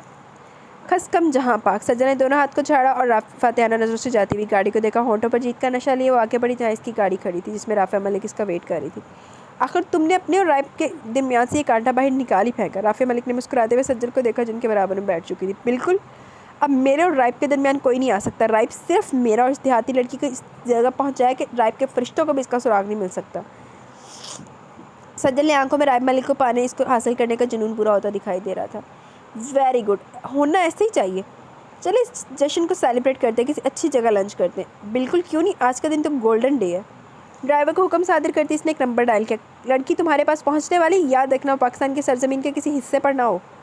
آپ کا حکم سر. آنکھوں پر سجل صاحبہ. سب کچھ آپ کی سوچ کے مطابق ہوگا اور ایسی لڑکیوں کے تو لوگ دیوانے ہیں. معصوم لڑکیوں کی معصومیت کو مسئلے میں تو یہ امیر رئیس زادے کروڑوں لٹاتے ہیں. بس تو پھر جتنی جلدی ہو سکے اسے کسی باہر ملک نکال دو. جو حکم. ایک دو مزید باتیں کر کے سجل نے فون بند کر دیا. تمہیں 100% یقین ہے نا کہ رائب ملک اس تک نہیں پہنچے گا؟ رافعہ ملک نے کسی خیال کے تحت کہا تھا. 100% نہیں، 1000% یقین ہے. سجل نے بہت اعتماد سے پرزور طریقے سے کہا تھا. اوور کانفیڈنٹ ہی مرماندہ انہوں نے جڑے بہتے اوور کانفیڈنٹ ہوئی ہیں نا. کیوں آپ کو کوئی شک ہے؟ تم رائب ملک کو اتنا نہیں جانتی جتنا میں جانتی ہوں. تمہارے اس اقدام میں میں نے تمہارا ساتھ تو دے دیا، مگر یاد رکھنا جتنا یقین اور اعتماد سے تم نے یہ کام کیا اس میں معمولی سی بھی غلطی نہیں ہونی چاہیے. پپا جان آپ مجھے ڈرانے کی کوشش کر رہی ہیں یا رائب کے بارے میں اطلاع دے رہی ہیں؟ بہرحال جو بھی ہے اس عورت سے کہو جتنی جلدی ہو سکے نشہ کو پاکستان سے باہر نکالے. اگر وہ پاکستان میں نہیں تو رائب کو اس تک پہنچنے میں ٹائم نہیں لگے گا، اور میں ایسا کسی صورت ممکن نہیں ہونے دوں گی. سجل کی آنکھوں میں شاطرانہ سے چمکتی چہرے پر عامیانہ پن تھا. اس کی سوچ اور خیالات کے مطابق اس نے رائب ملک کو حاصل کر لیا تھا. بڑی دور تک سوچ رہی سجل بی بی. لیکن وہ کہتے ہیں نا بندہ کتا پال لے بلی پال لے خوش فہمی نہ پالے. آج بارات تھی. آج کے دن بازگار اور تبریز خان کو ایک ہو جانا تھا. اپنے ہر احساس و جذبات، اپنا عشق، اپنی چاہت و محبت ایک دوسرے کے نام کر دینا تھی. اپنا وجود، اپنی روح سب ایک دوسرے کے نام کر دینی تھی. آج بہت بڑا دن تھا، خوشی کا دن تھا، ان دونوں کی دعاؤں کے قبول ہونے کا دن تھا. بچپن سے پنپتی محبت نے دونوں کو سمیٹ لیا. وفاؤں نے آج ہی خوشیوں کے رنگوں کو دن دکھائے تھے. بلڈ ریڈ راجستھانی شرارے میں بازگار کا وجود، اس کا حسن دو عرشہ لگ رہا تھا. اس کے چہرے پر تبریز خان کو پانی کی خوشیوں اور رنگوں کے ملے جلے جو تاثرات تھے وہاں موجود ہر فرد نے دیکھے. ہر شخص نے دل سے دعا دی تھی سراہا. جبکہ بلیک شاہی شیروانی جس پر سونے کے تاروں سے نازک سی کڑھائی کی گئی تھی، بلیک اینڈ آف وائٹ کلا میں وہ کسی شاہی محل کا شہزادہ ہی تو لگ رہا تھا. جس کی آن بان شان سے ہر شخص متاثر نظر آ رہا تھا، ہر کوئی مروب نظر آ رہا تھا. یہ جوڑی اس قدر حسین لگ رہی تھی کہ شاید ہی آسمان سے حوریں بھی سلامی دینے آئی ہوں. نکاح کی رسم پوری ہونے کے بعد دونوں کو شاہی کرسی پر بٹھا دیا گیا. کتنی لائٹس نے ان دونوں کے چہروں کو، ان کے وجود کو روشنی سے منور کیا. پورے ہال میں اس قدر تیز لائٹ تھی کہ ہر ایک کا چہرہ چمک رہا تھا، خوشی سے جھلملا رہا تھا. ایکو سسٹم سے آتے میوزک اور گانے پر کچھ لڑکے بھنگڑا بھی ڈال رہے تھے، بلکہ ان کا ایک خاندانی رسم بھی تھی کہ کچھ قریبی کزنز وغیرہ گول دائرہ بنا کر گانے پر رقص بھی کرتے تھے. آف وائٹ شیروانی میں ملبوس دائم خان نے ادھر ادھر نگاہیں گھمائی اور نگاہیں ڈھونڈتی ہوئی اپنی مطلوبہ ہستی پر جا ٹھہری. نیٹ کی جھلمل بلیک ساڑی میں قید نابیہ گلناز بیگم اور کشمالہ کے ساتھ بیٹھی ان سب لڑکے اور لڑکیوں کو بھنگڑا ڈالتے دیکھ رہی تھی. خوبصورت سی وہ لڑکی اس کی جان ہی تو تھی. خفا سی ناراض سی نابیہ اس کے دل و دماغ میں بسیرا کر چکی تھی. اس کی روح میں خوشبو کی طرح تحلیل تھی، آتی جاتی سانسوں میں زندگی بن کر دوڑتی تھی، جسم میں گردش کرتے لہو میں بستی تھی. دائم خان کے لبوں پر پرکشش سی مسکراہٹ سی رنگ گئی. وہ چلتا ہوا اس کے پاس آ رکا اور ساتھ ہاتھ اس کی طرف بڑھا دیا. اشارہ تھا کہ آؤ اس دائرے میں ہم بھی حصہ لیں جہاں سب رقص کر رہے تھے, بھنگڑا ڈال رہے تھے. اسی دوران سبریز بھی اور بغیر کچھ کہے کشمالہ کا ہاتھ تھاما اور اس کو وہاں لے گیا. نابے نے نظر اٹھا کر دیکھا جہاں دائم خان کھڑا. اس کو نہایت ہی چاہت بھری جان لٹاتی نظروں سے تکرا تھا. گلناز بیگم نے بھی دائم خان کو دیکھا, پھر اپنے پاس بیٹھی نابے کو دیکھا. جاؤ میری جان. گلناز بیگم نے اس کے کندھے پر ہاتھ رکھا. نابیہ نے ہاتھ اس کی چوڑی ہتھیلی پر رکھ دیا. دائم خان نے اس کے نازک ہتھیلی پر اپنی چوڑی ہتھیلی میں قید کر لی. وہ کھڑی ہو گئی تھی. اسی اثنا میں اس کا فون بزر دینے لگا. نابے نے فون دیکھا جہاں رائب کی کال آ رہی تھی. نابے نے دائم خان کی ہتھیلی سے اپنا ہاتھ نکالے اور فون ریسیو کر کے موبائل کان سے لگا لیا. Hello hello. حال میں اس قدر میوزک اور گانے کا شور تھا کہ پاس کھڑے بندے کی بھی آواز سنائی نہیں دے رہی تھی. ہیلو انابیہ, انابیہ میری بات سنو. رائب ملک مجھے تمہاری آواز نہیں آ رہی. انابیہ نے دوسرا کان اپنے ہاتھ سے بند کر لیا. انابیہ ایسی جگہ جاؤ جہاں شور نہ ہو, مجھے تم سے ضروری بات کرنی ہے, کچھ پوچھنا ہے. رائب ملک کی چیختی چنگارتی آواز میں حد درجہ پریشانی تھی جو نابے کو بالکل بھی محسوس نہیں ہو سکی. کیا بول رہے ہو رائب, زور سے بولو نا. انابیہ نے پرزور آواز میں کہا. انابیہ نشرہ غائب ہے فلیٹ سے. میں نے ہر جگہ ڈھونڈی ہے مگر نشرہ کا کچھ پتہ نہیں چل رہا. نشرہ کو لے کر یہاں آ جاؤ نا, کیوں اسے اتنا رلا رہے ہو. رائب ملک نے اتنے لمبے جملے میں صرف ایک ہی لفظ نشرہ سمجھ میں آیا. دائم خان نے نابے سے فون لے لیا اور اس کا سوئچ ہی آف کر دیا. فون گلناز بیگم کو تھما دیا. لاکھ دی لعنت تیرے تے پاگل خان, سنتا میرے منہ سے ڈنگر زمانے دا. اور نابے کا ہاتھ تھام کر اسے اس ناشتے دائرے میں لیا. تو اپنے کر لا گندا آنڈا. یہ پاگل ہے آدمی. یہ کچھ شرارتی کزن نے بات کو تبریز خان کو بھی کھیل لیا. ان کو شاہی کرسی سے اٹھا کر دائرے کے بیچ میں کھڑا کر دیا. دائم خان نے تبریز خان کو زور سے ٹوکا مارا اور اشارہ دیا کہ باعزہ کا ہاتھ تھام کے اسے گول گول گھمائے. دائم خان اور تبریز خان نے ساری شرم و حیا بلائے طاق رکھتی ہنسی مذاق مسکراہٹوں میں یہ رسم کوئی رات کے 2 بجے اختتام پذیر ہوئی. ماشاءاللہ باز کا بیٹی بہت خوبصورت لگ رہی تھی. گلناز بیگم کے برابر والی سیٹ پر براجمان زبیدہ جہاں نے دل سے بازقہ کی تعریف کی. زبیدہ جہاں ایسی عورت تھی جو بہت سوچ سمجھ کر بہت ہی کم لوگوں کی تعریف کرتی تھی, مگر بازقہ میں کچھ تو تھا کہ وہ تعریف کیے بغیر نہیں رہ سکی. انہوں نے ایسی بازقہ کی خوش قسمتی سمجھیے کہ بد قسمتی. جی ماشاءاللہ, اللہ میری بچی کے نصیب اچھے کرے, ہر خوشی میرے بچوں کی جھولی میں ڈالے, آمین ثم آمین. گلناز بیگم نے صدقے دل سے کہتے ہوئے جاننثار نظروں سے تبریز خان اور بازقہ کو دیکھا تھا. رقص کرتے کزنز اور فرینڈز کے دائرے میں شرمائی سی بازقہ اور ساتھ کھڑا دنیا جہاں کی محبت اور چاہت چہرے اور آنکھوں میں سجائے تبریز. بازقہ کی لرزتی حیا سے جھکی پلکوں کو دیکھ رہا تھا. ناشتے بھنگڑا ڈالتے دائم خان کو ایسا محسوس ہوا جیسے اس کی شیروانی میں اس کا فون بزر کرنے لگا. دائم خان نے جیب سے فون نکالا. رائب کی کال آ رہی تھی. انہوں نے بھی بلاک کر دینا جانورا, تو اپنا ناچ گانا پورا کر لا پہلے, چول زمانے دا. دائم خان اس دائرے سے باہر نکلا. فون چیک کیا, کوئی 20 سے 25 مس کال اور کتنے ہی SMS آئے ہوئے تھے, جس میں ایک ہی بات کے فون اٹھاؤ, ضروری بات کرنی ہے. اتنے پریشانی والا میسج تو یہ کہنا کوئی پریشانی والی بات ہی ہوگی. نہیں تینوں کی لگے تو جا کے نچ لا اپنا نچن والا. دائم خان نے سب کو ایک نظر دیکھ کر وہاں سے ہٹتا چلا گیا. اس قدر شور شرابہ چیخو پکار تھی وہ اندر ہی چلایا اور رائب ملک کو جلدی سے کال ملائی. ہیلو. دوسری بیل پر ہی فون اٹھا لے گئے. یار کہاں تھے تم لوگ, میں کب سے فون کر رہا ہوں تمہیں بھی اور نابے کو بھی. تمہیں پتہ ہے میں کس قدر پریشان ہوں. صاف ظاہر ہو رہا تھا کہ وہ سچ میں بہت پریشان ہے.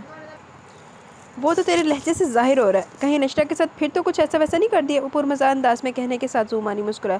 یار مجھے زہر لگتے ہیں یہ لانتی لوگ. ایک بندہ تہاڈے نال بڑی پریشانی ڈسکس کر رہا ہے, پہلے تانوں اپنی اگ لگی سی, تانوں ٹائم نہیں لگ رہا سی سنن واسطے, تے ہن جو فون کیتا تہاڈے مذاق ہی نہیں مک رہے. یار اس وقت میں بالکل سنجیدہ ہوں. نشرہ فلیٹ سے غائب ہے. واٹ. دائم خان کے ساری شوخی شرارت غائب ہو چکی تھی. رائب ملک کی آواز اور لہجے سے محسوس ہو رہا تھا مسئلہ نہایت ہی گمبھیر اور پیچیدہ. تو اپنی شوخیاں کر لا نا بغیرت جے. تم نے پورے فلیٹ میں پوری بلڈنگ میں پتہ کیا تھا. ہاں کیا بے وقوف والا سوال ہے یار. تجھے کیا پتا میں نے پتہ نہیں کیا ہوگا. تجھے کیا لگتا ہے میں نے پتہ نہیں کیا ہوگا. بلڈنگ کے ایک ایک فلیٹ میں دیکھا, ہر فرد سے پوچھا ہے, مگر کسی کو کوئی علم نہیں ہے. جھنجھلاہٹ اور فکر کے اثرات اس کے ہر عضو سے یہاں تھے. اوکے ریلیکس, کچھ کرتے, ٹینشن مت لے. دائم خان کو اس کی بے حد پریشانی کا اندازہ ہوگا. کیسے ٹینشن نہ لوں یار, تجھے اندازہ ہے نا وہ کس قدر کم عقل اور بے وقوف لڑکی ہے. اپنی بے وقوفی میں یہ قدم اٹھا لیا.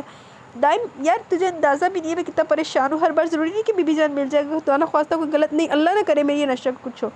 دائم میں پاگل ہو جاؤں گا نشہ کچھ ہو کے, میں کسی کو نہیں چھوڑوں گا, دنیا کو آگ لگا دوں گا. وہ ذہنی ہونے لگا تھا, جذباتی ہونے لگا تھا. اچھا بس انشاءاللہ کچھ نہیں ہوگا نشہ کو, میں ہوں نا, میں کل ہی آ رہا ہوں تیرے پاس. رائب ملک کو پریشانی میں نہیں دیکھ سکتا تھا, اس لیے ہمیں کراچی جانے کا فیصلہ کیا. وہ سب ٹھیک ہے, مگر مجھے نابے سے بس یہ پتہ کرنا ہے کہ لاسٹ ٹائم اس کی نشہ سے کیا بات ہوئی. Last time. دائم نے ہلکے سے دہرایا. میرا خیال ہے وہ بیبی جان کے پاس ہی جانے کا بول رہی تھی.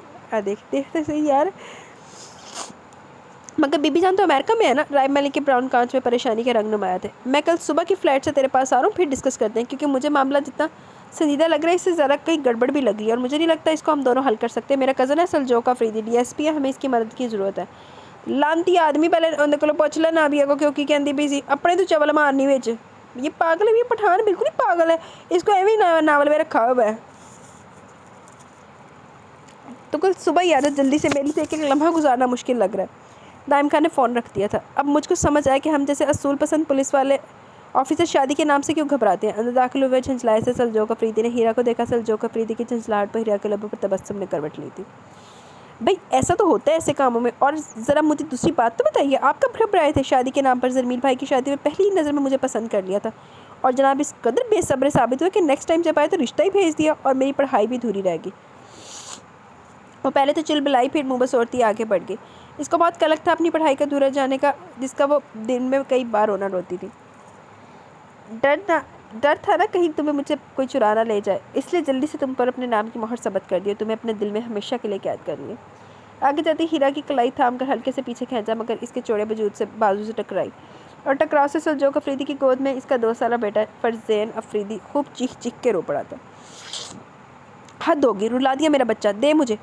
हीरा ने रोते हुए फरजैन को सलजोक अफरीदी की गोद से ले लिया। मैं तो आपको अपने साथ इसलिए लाई थी ताकि मेरी हेल्प कर सके। फरजैन ने खुद को इस कदर गंदा कर लिया, मेरे साथ चेंज करवा दे, मगर हर जगह आपकी शौकियाँ ख़त्म नहीं होती। वो सुलगते हुए बोली, रोते हुए फरजैन को पचकारने लगी। सलजोक अफरीदी हीरा के सुलगने पर कहका लगाने लगा। बस हंस लें, यही काम है बस आपके पास, सख्त बुरे लग रहे हैं। इसने अपनी हथेली का मुक्का बनाकर सलजोक अफरीदी के बाजू पर चढ़ दिया। सलजोक अफरीदी का कहका मजीद ऊंचा हो गया। तौबा है, कम से कम जगह तो देख लें, इतने लंबे कहके में खेल रहे हैं। हीरा ने हाथ घूर कर देखा। सलजोक अफरीदी की नज़र हीरा के चेहरे से होती सामने खुले रूम पर पड़ी, जहाँ दाइम खान को फ़ोन पर कुछ देखते पाया। इसके चेहरे पर परेशानी और फिक्र के वाज़ेह रंग थे। यार ये दाइम परेशान सा लग रहा है। सलजोक अफरीदी ने मशकूक नज़रों से सामने दाइम खान को देखा। हीरा ने भी सलजोक अफरीदी की नज़रों के ताक़ुब में इस जानिब देखा। नहीं, मुझे तो ऐसा कुछ नहीं लगा, इसने लापरवाह अंदाज में कहा, मगर मुझे ऐसा महसूस हो रहा है कोई गड़बड़ है। ये आपको नहीं, आपके अंदर छुपे इस DSP को महसूस हो रहा है, जो हर अच्छे खासे बंदे को मशकूक नज़रों से देखना शुरू कर देते हैं। वो चिढ़कर बोली थी। अरे तुम लोग यहाँ क्या कर रहे हो? वहाँ बाहर इतना हल्ला गुल्ला हो रहा है, मज़ा आ रहा है। इसी वक्त दरवाज़ा खुला, कुशमाला अंदर दाखिल हुई। कुशमाला भाभी, फरजैन ने खुद को बहुत गंदा कर लिया, मैं इसके साथ अंदर आई थी कि चेंज करवा लूँ, मगर इनकी अपनी कहानियाँ शुरू होगी। हीरा ने सलजोक अफरीदी को शिकायती नज़रों से देखते हुए कुशमाला से मासूमियत से कहा।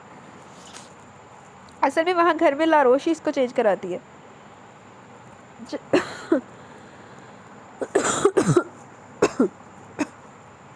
चलो कोई नहीं, मैं आ गई ना, चलो मैं चेंज करवा देती हूँ। कुशमाला ने हल्के से मुस्कुराते हुए कहा। थैंक्स कुशमाला भाभी।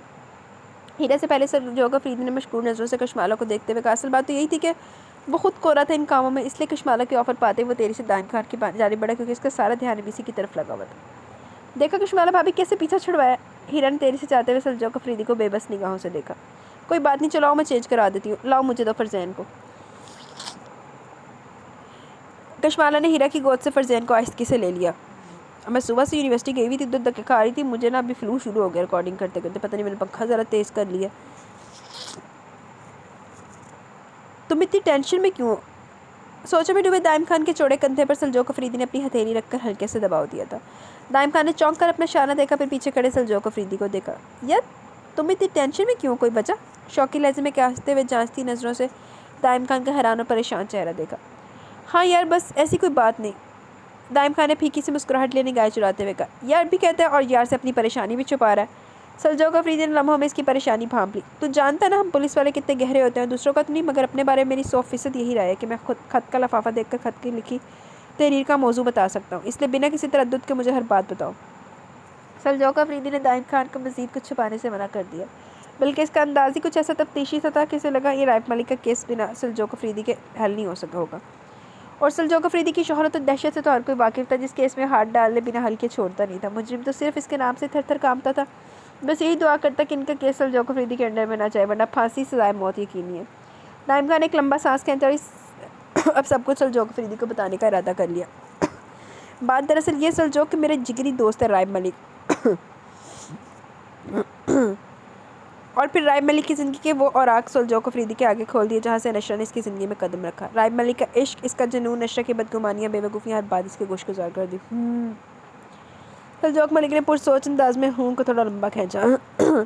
تم کیا کہتے ہو اس سب کے بارے میں؟ دائم خان نے الجھی نگاہوں سے سلجوق افریدی کو تکا۔ رائب ملک نے نشہ کے لیے جب اتنی احتیاط کی تھی کہ بنا اس کے کھولے فلیٹ کا دروازہ کوئی نہیں کھول سکتا، یا پھر نشہ کے پاس ڈپلیکیٹ چابی ہوگی، یا یہ بھی ہو سکتا ہے کہ نشہ نہایت ہی بیوقوف ہے تو اس کی بیوقوفی اور سادگی کا کسی نے فائدہ اٹھایا۔ اس کی بیگ پر کوئی کچھ بھی ہو سکتا ہے، میرا خیال ہے پوری جانکاری اس جائے وہ کنواں سے ہی ہو سکتی ہے جہاں یہ سارا قصہ کچھ واقعہ ہوا ہے۔ ویسے رائب ملک کو کسی پر شک ہے کیا؟ سلجوق افریدی نے سنجیدگی سے پوچھا۔ مجھے نہیں پتا اور نہ ہی میں نے یہ پوچھا، وہ پریشان ہے بہت زیادہ۔ ظاہر ہے یار، پریشانی تو جائز ہے، نشہ صرف بیوی نہیں، اس کا عشق و جنون ہے بقول تیرے۔ سلجوق افریدی کے لبوں پر ہلکی سی مسکراہٹ کھلی تھی۔ خیر جو بھی ہے، یہ مسئلہ حل ہو جائے گا انشاءاللہ۔ مجھے ایک کیس کے سلسلے میں کل کراچی تو جانے گے انشاءاللہ، رائب کا مسئلہ بھی اس کا کیس حل کرتے ہیں۔ دیکھتے ہیں نشر صاحبہ کون سی بی بی جان کے پاس جا پہنچی ہے۔ یار نشرہ مل تو جائے گی نا؟ سلجوق افریدی کے مذاق کو نظر انداز کرتے اس نے سنجیدگی سے کہا۔ ہاں ہاں انشاءاللہ ضرور، اللہ ہے نا بہت بڑا ہے، اس کا نام لے کر چلو، وہ خود راستے دکھاتا اور منزل مقصود تک پہنچا دے گا۔ سلجوق افریدی کے لہجے میں یقین، اعتماد اور بھروسہ چیخ چیخ کے بول رہا تھا، اور سلجوق افریدی کا یہ یقین ہی تو تھا کہ وہ ایک کامیاب ترین پولیس آفیسر تھا۔ بڑی گل ہے، ادھر دے بھی پولیس والے ناولا جی آندے، ادھر دے مارکیٹ دے وچ تے نہیں ہوندے انشاءاللہ، دائم خان نے زیر لب دہرایا۔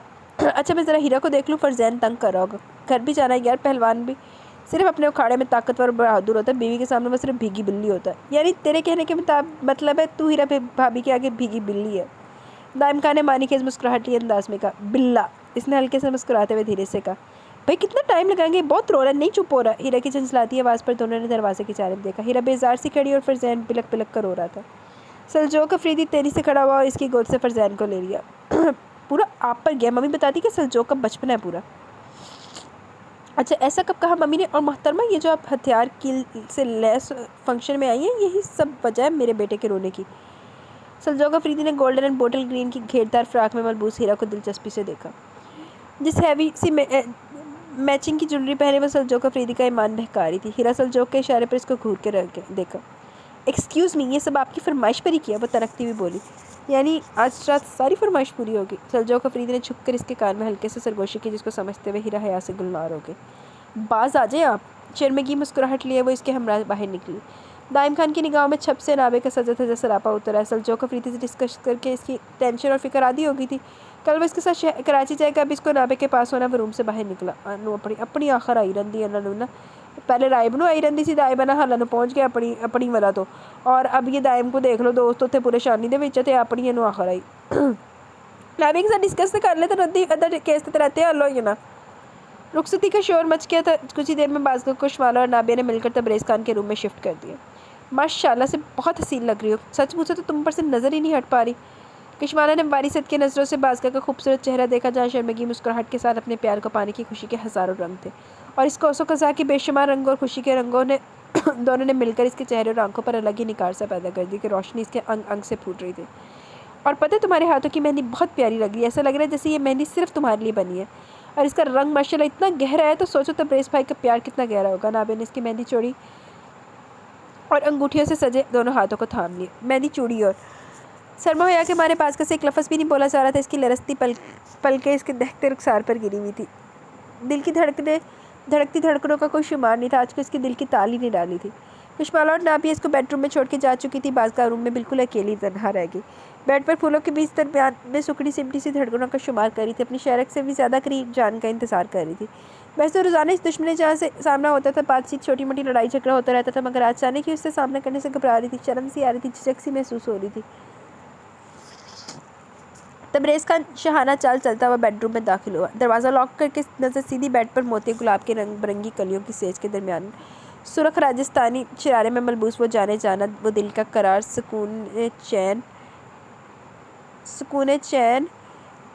سکون چین اس کی زندگی متاع حیات، کل کائنات اس کا انتظار کر رہی تھی۔ تبریز خان کے گداز نابی لبوں پر مسکراہٹ کھل اٹھی، آنکھوں میں جیت کا نشہ، مضبوط قدم میں ایک جہاں کی فتح مندی لیے وہ دبیز قالین پر قدم دھرتا آگے بڑھا تھا، کلیوں کی لڑیوں میں سے موتیوں کی ایک لڑی کو ہاتھ میں نرمی سے تھام کر اپنی ناک تک لے جا کر اس کی خوشبو کو اپنے اندر تک سمو لیا، پھر لڑی کو سائڈ میں کر کے وہیں بازگہ کے پاس جگہ بنا کر بیٹھ گیا۔ تبریز خان نے بہت دل سے بازگہ کو دیکھا، بازگہ کا دل مزید دھڑکنے لگا، اس کا تنفس تیز چلنے لگا تھا۔ تبریز خان کی نزدیکی سے اس کے اندر کپ کپی سی دوڑ گئی، ٹھنڈ اس کی نس نس میں سرایت کر گئی، اس نے نگاہوں کے ساتھ ساتھ اپنا چہرہ بھی مزید جھکا لیا۔ تبریز خان کو اس شرم و حیا کی اس دل دھڑکتی دھڑکنوں کی زبان سمجھ آ رہی تھی، نگاہوں اور چہرے پہ छुपी छिचक का एक एक लफ्ज़ समझ में आ रहा था। वो इसको पढ़ सकता था मगर ताज़ देर में इसको आजमाइश में इम्तिहान में नहीं डाल सकता था। इसके कामते लरसते नाजुक वजूद को इसने अपने दोनों हाथों को बढ़ाकर अपने अंदर समो लिया। इसकी शर्म, इसकी हया, इसकी धड़कती दिल की धड़कनें अपने दिल की धड़कनों से लगा ली। बाज़गाह ने शर्म से लरसती पलकों की बाड़ बंद कर ली, अपना सब कुछ अपनी जान के हवाले कर दिया। अपने जज्बात और एहसासात इसको सौंप दिए थे। अपनी ज़िंदगी का एक एक पल, एक एक लम्हा, अपनी आती जाती सांसें सब कुछ इसके नाम कर दी थी। तबरेज़ खान ने झुककर इसकी पेशानी पर सजी बिंदिया पर अपने गदास लब रख दिए। सुबह नाश्ते के बाद दाइम खान तैयारी कर रहा था। कराची जाने की सलजोक अफरीदी का फ़ोन आ गया था। वो यहीं आ जाएगा बल्कि पहुंचने वाला था। वो नाबे से कुछ भी डिस्कस करके इसको परेशान नहीं करना चाहता था। लाख दी लानत तेरे पे। अब पठान पागल, अब वाकई पठान ना अकलो वेले होते हैं। ये वाला पठान तो वेला है। बाकी मैं किसी के बारे में कुछ कह नहीं सकती क्योंकि मेरा किसी पठान से पाला नहीं पड़ा आज तक, लेकिन ये वाला जो है ना दाइम खान, इतना तो मेरे दिल करदा मैंने मार दिया फड़ के। पागल मेंटल केस। अगर पता तो चले आप इस तरह अचानक कराची क्यों जा रहे हैं, सब खैरियत तो है ना। अनाबे ने दाइम खान का बैग तैयार कर दिया। कुछ छोटी मोटी चीज़ें रहेगी वो भी इसने डाल दी।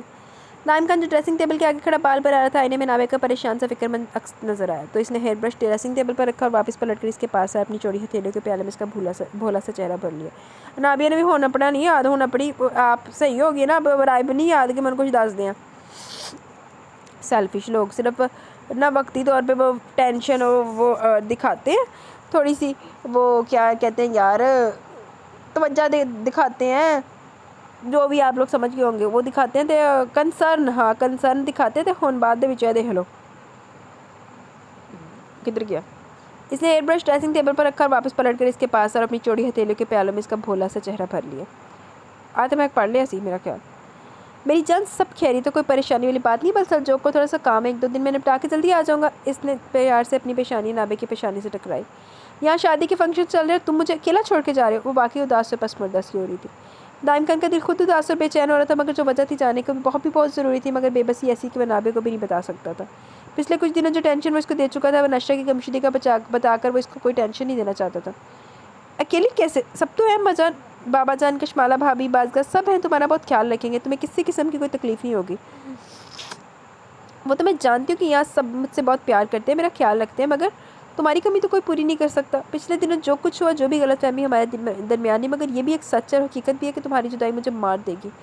जब जब तुम्हारे बारे में सोचती हूँ मुझसे अलग हो जाओगे, मेरा सांस रुकने लगता है, मेरे दिल की धड़कनें थमने लगती हैं। दाइम, मैंने तुमसे शिद्दत से प्यार किया, टूट के चाहा, तुम मेरा प्यार ही नहीं। इसने दाइम खान के सीने पर अपनी दोनों हथेलियाँ टका दी, कदम करीब आई। मेरा इश्क और मेरा जुनून, और मैं अपने इश्क की इबादत करती हूँ, परस्तिश करती हूँ, इस प्यार की पूजा करती हूँ। नाबे के लब लहजे की बेसाख्ती इसकी सच्चाई की गवाही दे रही थी। दाइम खान ने बगौर अपनी इस दीवानगी में डूबी बोर पर मोहब्बत को देखा और अपने दोनों हाथों इसकी हथेली की पुष्ट पर रख दी।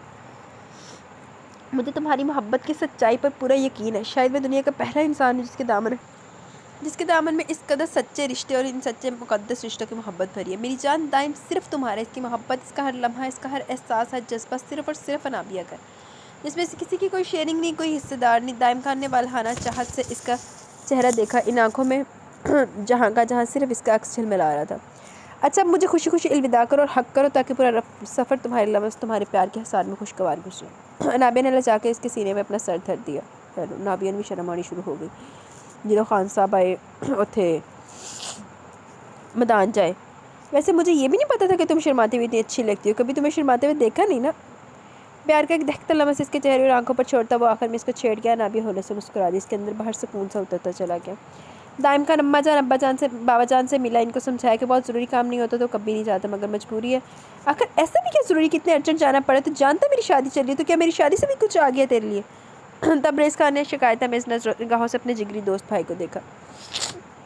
तुझसे आगे कुछ नहीं यार, मगर मैं बहुत जल्द वापस आ जाऊँगा। हो सकता है कल शाम तक आ जाऊँ, हो सकता है कुछ दिन लग जाए, और हो सकता है कि तू आए और मैं ना मिलूँ। तबरेज़ खान दे ब्याह करा कर ना दिमाग हिल गया। तबरेज़ खान की गला सुन लो। तबरेज़ खान ने तेरी से इसकी बात काटी, जो बोला इसे दाइम खान का दिल धक करके रह गया। ज़रा बकवास मत कर, मैंने कहा ना मैं जल्दी आने की कोशिश करूँगा। अगर ये काम ज़रूरी नहीं होता तो मैं कतई नहीं जाता। ठीक है जा, मगर याद रखना मैं तुझे छोड़ के चला जाऊँगा। वो मुंह बनाता नाराज़ी आंखों में लिए से पीछे हटा, वो दूर सोफे पर मुँह मोड़ के बैठ गया। दाइम खान हल्के से हंस दिया। ठीक है, रह ले नाराज़, मैं तुझे आकर मना लूँगा। याद रखना अगर तू सोच रहा है कि अकेला हनीमून पर चला जाएगा तो ऐसा सोचना भी मत। देर होने की वजह से बेचारा किसी से बात नहीं कर सका और सब पर एक अलविदाई निगाह डालता आगे बढ़ गया। मेन गेट से दाइम खान बाहर निकला तो सामने सलजोक अफरीदी کسی کے ساتھ باتیں کر رہا تھا۔ سلجوق افریدی کے چہرے پر اس قدر بیزاری اور ناگواری تھی کہ صاف ظاہر وہ بندہ سلجوق افریدی کے سخت ناپسند آیا۔ اس کی موجودگی اس کو سخت بری لگ رہی ہے۔ دائم خان اس کی طرف بڑا، اخلاقاً مسافے کے لیے دونوں کی طرف ہاتھ بڑھایا۔ سلجوق افریدی کو تو وہ جانتا تھا کیونکہ وہ اس کا کزن تھا، مگر دوسرا بندہ یہ کون ہے؟ یہ چہرہ پہلی بار دیکھا اس نے۔ سلجوق افریدی سے ہاتھ ملانے کے بعد اس نے اس نوبارد کو دیکھا اور اس کی جانب ہاتھ بڑھایا۔ لائٹ پرپل کام کی شلوار قمیض میں ملبوس، چوڑے شانے پر مہرون شال ڈالے، پشاوری چپل پہنے، وہ کسی قبیلے کا وڈیرا سرداری تو لگ رہا تھا۔ السلام علیکم، آپ کی تعریف؟ مجھے سالار شاہ کہتے ہیں، میں یہاں اپنی بیبے ماما کو لینے آیا ہوں۔ دائم خان سمجھ گیا وہ کن کے بارے میں بات کر رہا ہونا ہو، یقیناً کشمالہ کی تیمی زبیدہ جہاں ہی ہیں۔ ارے تو آپ یہاں باہر کیوں کھڑے ہیں؟ اندر آئیے نا۔ دائم خان نے کھلا کے میزبانی کے فرائض انجام دینے ضروری سمجھے۔ نہیں، ابھی تو میرے پاس بالکل ٹائم نہیں، بیبے خود باہر آ رہی ہے۔ یہ تو ڈی ایس پی صاحب پر نظر پڑ گئی تو گاڑی سے باہر آ گیا۔ شانہ انداز، مغرورانہ لہجہ، دائم خان کو سلجوق افریدی کی ناگواری اور بیزاری سمجھ آ گئی۔ آج دے بندے نے چھتر پہنے چاہیے نہ کہ کو 2 منٹ کھلوتا بھی جاوے۔ زبیدہ جہاں کا ایٹیٹیوڈ اپنی دولت کی نمائش اور آئش کو دیکھ ہی چکا تھا، تو سالار شاہ اگر ان کا ہی بیٹا تھا وہ بھی کوفت کا شکار ہوا، مگر ظاہر نہیں کیا۔ اچھا بھابی جان، آپ کا بہت بہت شکریہ جو آپ یہاں تشریف لائیں۔ مین گیٹ سے ہمیرا کشمالہ گلناز بیگم کے ہمراہ زبیدہ جہاں باہر آئی۔ دائم خان نے پیچھے پلٹ کر دیکھا۔ زبیدہ جہاں کا رتبہ ان کی شان کا الگ ہی روپ تھا۔ ان کی مغرورانہ چال ان کے سب سے منفرد بنا رہی تھی، جیسے کوئی بہت اہم شخصیت ہو اور یقیناً اپنے علاقے کی ہوں گی بھی۔ سلجوق افریدی تو سخت کوفت کا شکار ہوا، یہ سب تو اسے بالکل بھی ہضم نہیں ہو رہا تھا۔ وہ گلناز بیگم سے سلام دعا کرتے اپنی گاڑی میں جا بیٹھا۔ دائم خان سلجوق افریدی کی کیفیت اچھی طرح سمجھ گیا، مگر وہ اس کی طرح نہیں کر سکتا تھا۔ مجبوراً سالار شاہ سے الوداعی ہاتھ ملاتا اور زبیدہ جہاں کو اللہ حافظ کہتا سلجوق افریدی کی گاڑی کی جانب بڑھ گیا۔ چلے انشاءاللہ پھر ملاقات ہوگی۔ زبیدہ جہاں گاڑی میں بیٹھ چکی تھی، ان کے ساتھ آئی ملازمہ ان کے پیچھے والی گاڑی میں جا بیٹھی تھی۔ انشاءاللہ ضرور، گلناز بیگم دھیرے سے مسکرا دی، مگر زبیدہ جہاں کے چہرے پر باہر سے نہیں، ان کی آنکھوں اور چہرے کی مسکراہٹ میں بھی سختی پنہاں تھی۔ کیا وہ موڈ کی آف ہے؟ گاڑی ڈرائیو کرتے سلجوق افریدی کے ماتھے پر لاتعداد سی شکنیں تھی۔ کچھ نہیں یار، بس بڑا عجیب بندہ، مجھے پسند نہیں آیا۔ سلجوق افریدی کو جب کوئی پسند نہیں آتا وہ بغیر کسی لگی لپٹی کے بول دیا کرتا تھا، اور اس ناپسندیدگی کی کوئی خاص وجہ؟ تو جانتا جب مجھے کوئی شخص پسند نہیں آتا میں اس کی خامیاں نہیں گنواتا۔ سلجوق افریدی نے ونڈو اسکرین پر بغور دیکھتے ہوئے ہلکے سے اسٹیئرنگ کو گھمایا۔ اچھا یہ سب چھوڑ، تو مجھے یہ بتا تو نے اپنے دوست کو بتا دیا میرے آنے کا؟ جو ٹاپک سلجوق افریدی کو پسند نہیں ہوتا وہ اس پر لمبی بحث نہیں کرتا تھا، بلکہ وہ 2 لائن میں بات سمیٹ کر ٹاپک ہی ختم کر دیتا تھا۔ واہ، نہیں ابھی نہیں بتایا، میں سوچ رہا تھا جا ہی رہے ہیں تو وہیں جا کر بتا دوں گا، بہت عام سے لہجے میں کہا تھا۔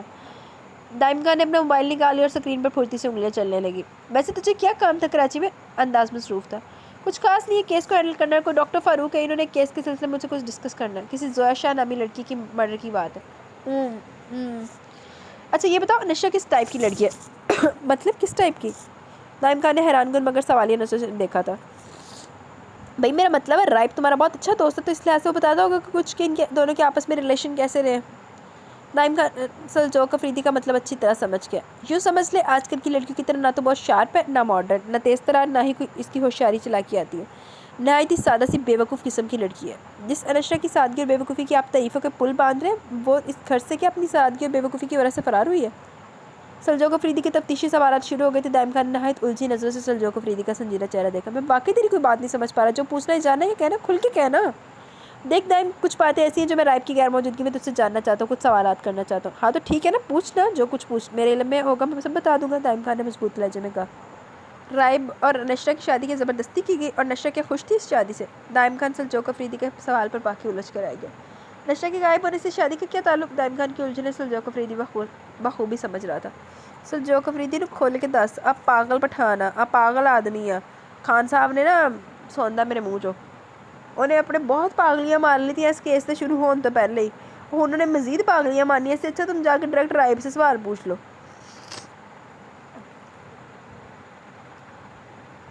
اچھا یار میں کسی کو ہٹ نہیں کر رہی، کوئی نیگیٹو میں نہ لے کے جائے، میں صرف کریکٹر پہ بات کرتی ہوں، میں جب بھی کوئی بھی بات کرتی ہوں میری بات صرف کریکٹر پہ ہوتی ہے۔ میں کسی بھی پرسن کے مطابق یا کسی بھی کوئی بھی ہوتا ہے نا کہ لاسٹ ٹائم میں نے وہ پولیٹیکلی وہ جو تھا میرے کمنٹس آئے تھے کہ آپ پولیٹیکل پوائنٹ آف ویو سے بات کر رہی ہیں، تو میں کسی پہ بھی بات نہیں کر رہی تھی کوئی بھی، میں نے صرف تبھی بھی اپنا پوائنٹ آف ویو دیا تھا، اور ابھی بھی میں صرف کریکٹر کے بارے میں بات کرتی ہوں۔ میں جب ناول پڑھتی ہوں تو میں صرف کریکٹر میں رہتی ہوں، میں اور کدھر کدھر نہیں جاتی، تو اس وجہ سے نا کوئی برا نہ منائے کہ میں کسی کو بھی کچھ کہہ رہی ہوں تو۔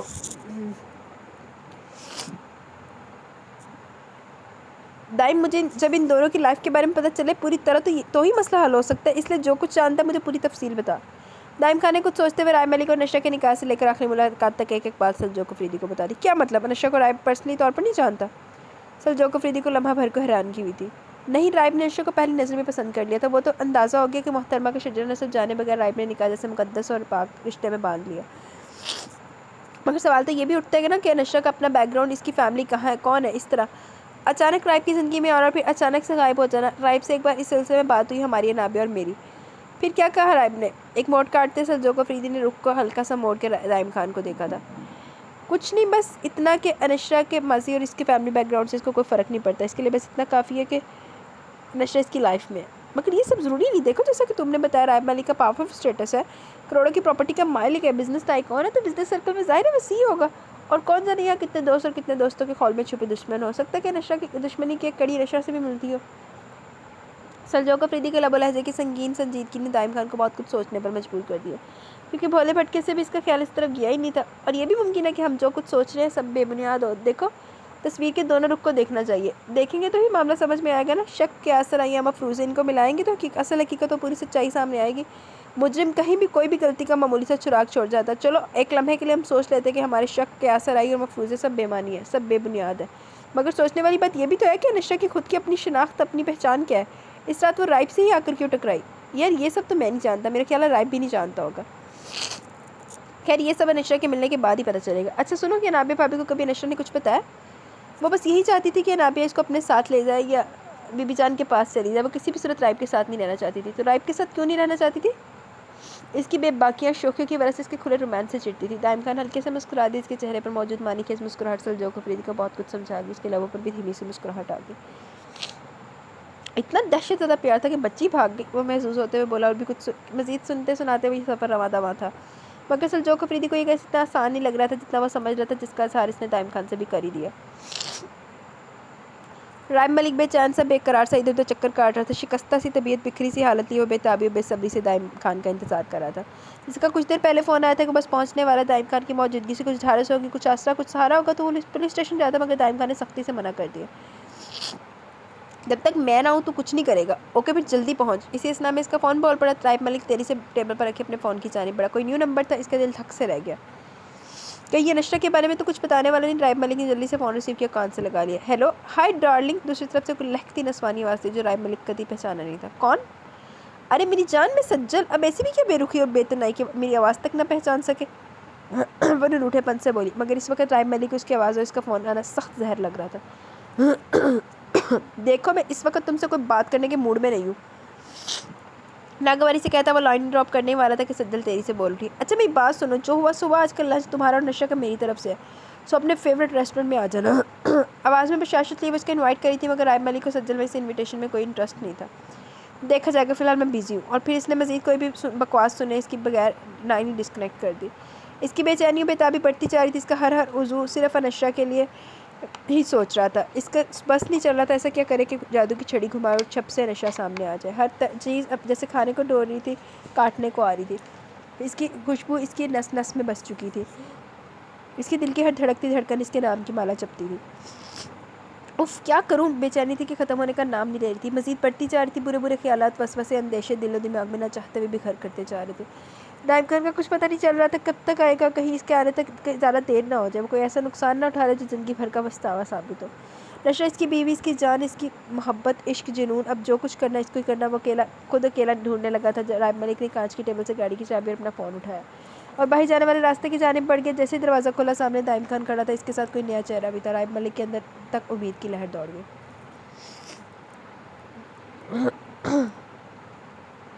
क्या कहा? कुछ अंदाज़ा लगा बातों से?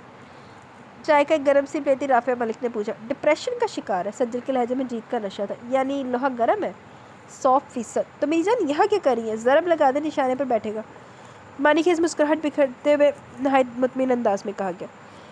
और जितनी जल्दी हो सके इसकी ज़िंदगी से ही नहीं, इसके दिल और दिमाग में भी नशा का नामो निशान मिट जाए। राफिया मलिक ने चाय का आखिरी सिप लिया और टेबल पर रख दिया। इसकी फ़िक्र आप मत करें। राइब की ज़िंदगी से तो मैंने इसको निकाल ही दिया। इसको दिल और दिमाग से भी ऐसा नामो निशान मिटाऊंगी कि इसकी परछाई तक भूल जाएगी।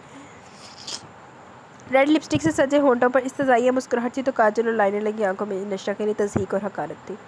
ایسی جگہ پہنچ جائے کہ رائب کے فرشتوں کو بھی اس کی خبر نہیں ہوگی، مضبوط لہجے میں کہا۔ یہی ہونا چاہیے، ورنہ یاد رکھنا اگر نشہ بھولے سے بھی رائب کے ہاتھ لگ گئی، رائب تو اس کو ڈھونڈ نکالا تو تم بچ نہیں سکو گی۔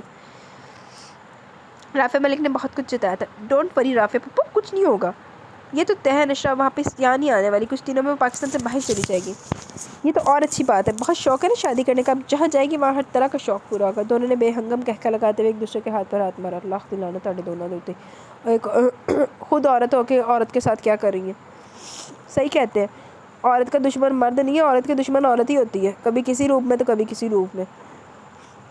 یار کہاں رہ گیا تھا تجھے پتہ میں کتنا پریشان ہوں، کوئی احساس ہے تجھے میری پریشانی کا؟ رائب ملک کے ہر انداز سے پریشانی فکر مندی ظاہر ہو رہی تھی۔ سلجوق افریدی اندازہ لگا سکتا تھا رائب ملک کی پریشانی کتنی زیادہ ہے۔ اس نے سنجیدگی سے دائم خان کو دیکھا۔ یار اب فلائٹ میں تو اتنا ٹائم لگتا ہے نا، سلجوق تو گاڑی سے آ رہا تھا مگر تیرے ایس ایم ایس مس کالز فون کالز کی وجہ سے باہر آنا پڑا۔ اچھا خیر ابھی تو اندر آنے سے پھر ہی تفصیل سے بات ہوگی۔ رائب ملک کو ہلکی سی شرمندگی ہوئی مگر دماغ بہت الجھا ہوا تھا، سوچو کہ دھیان کے سارے دھاگے بس ایک نشہ کی ذات میں الجھے ہوئے تھے۔ بلو کلر کی جینز اور ریڈ ٹی شرٹ، بکھرا ہولیا، بکھرے الجھے سے بال، اس کی بکھری سی کیفیت کو سلجوق افریدی نے بغور دیکھا۔ سلجوق افریدی خود ہی آگے بڑھا اور اس کے چوڑے شانے پر ہاتھ رکھ کر ہلکا سا ہاتھ کا دباؤ ڈالا۔ فکر مت کرو اور ذرا ٹینشن نہ لو، میں ہوں نا، انشاءاللہ یہ مسئلہ حل کر دوں گا۔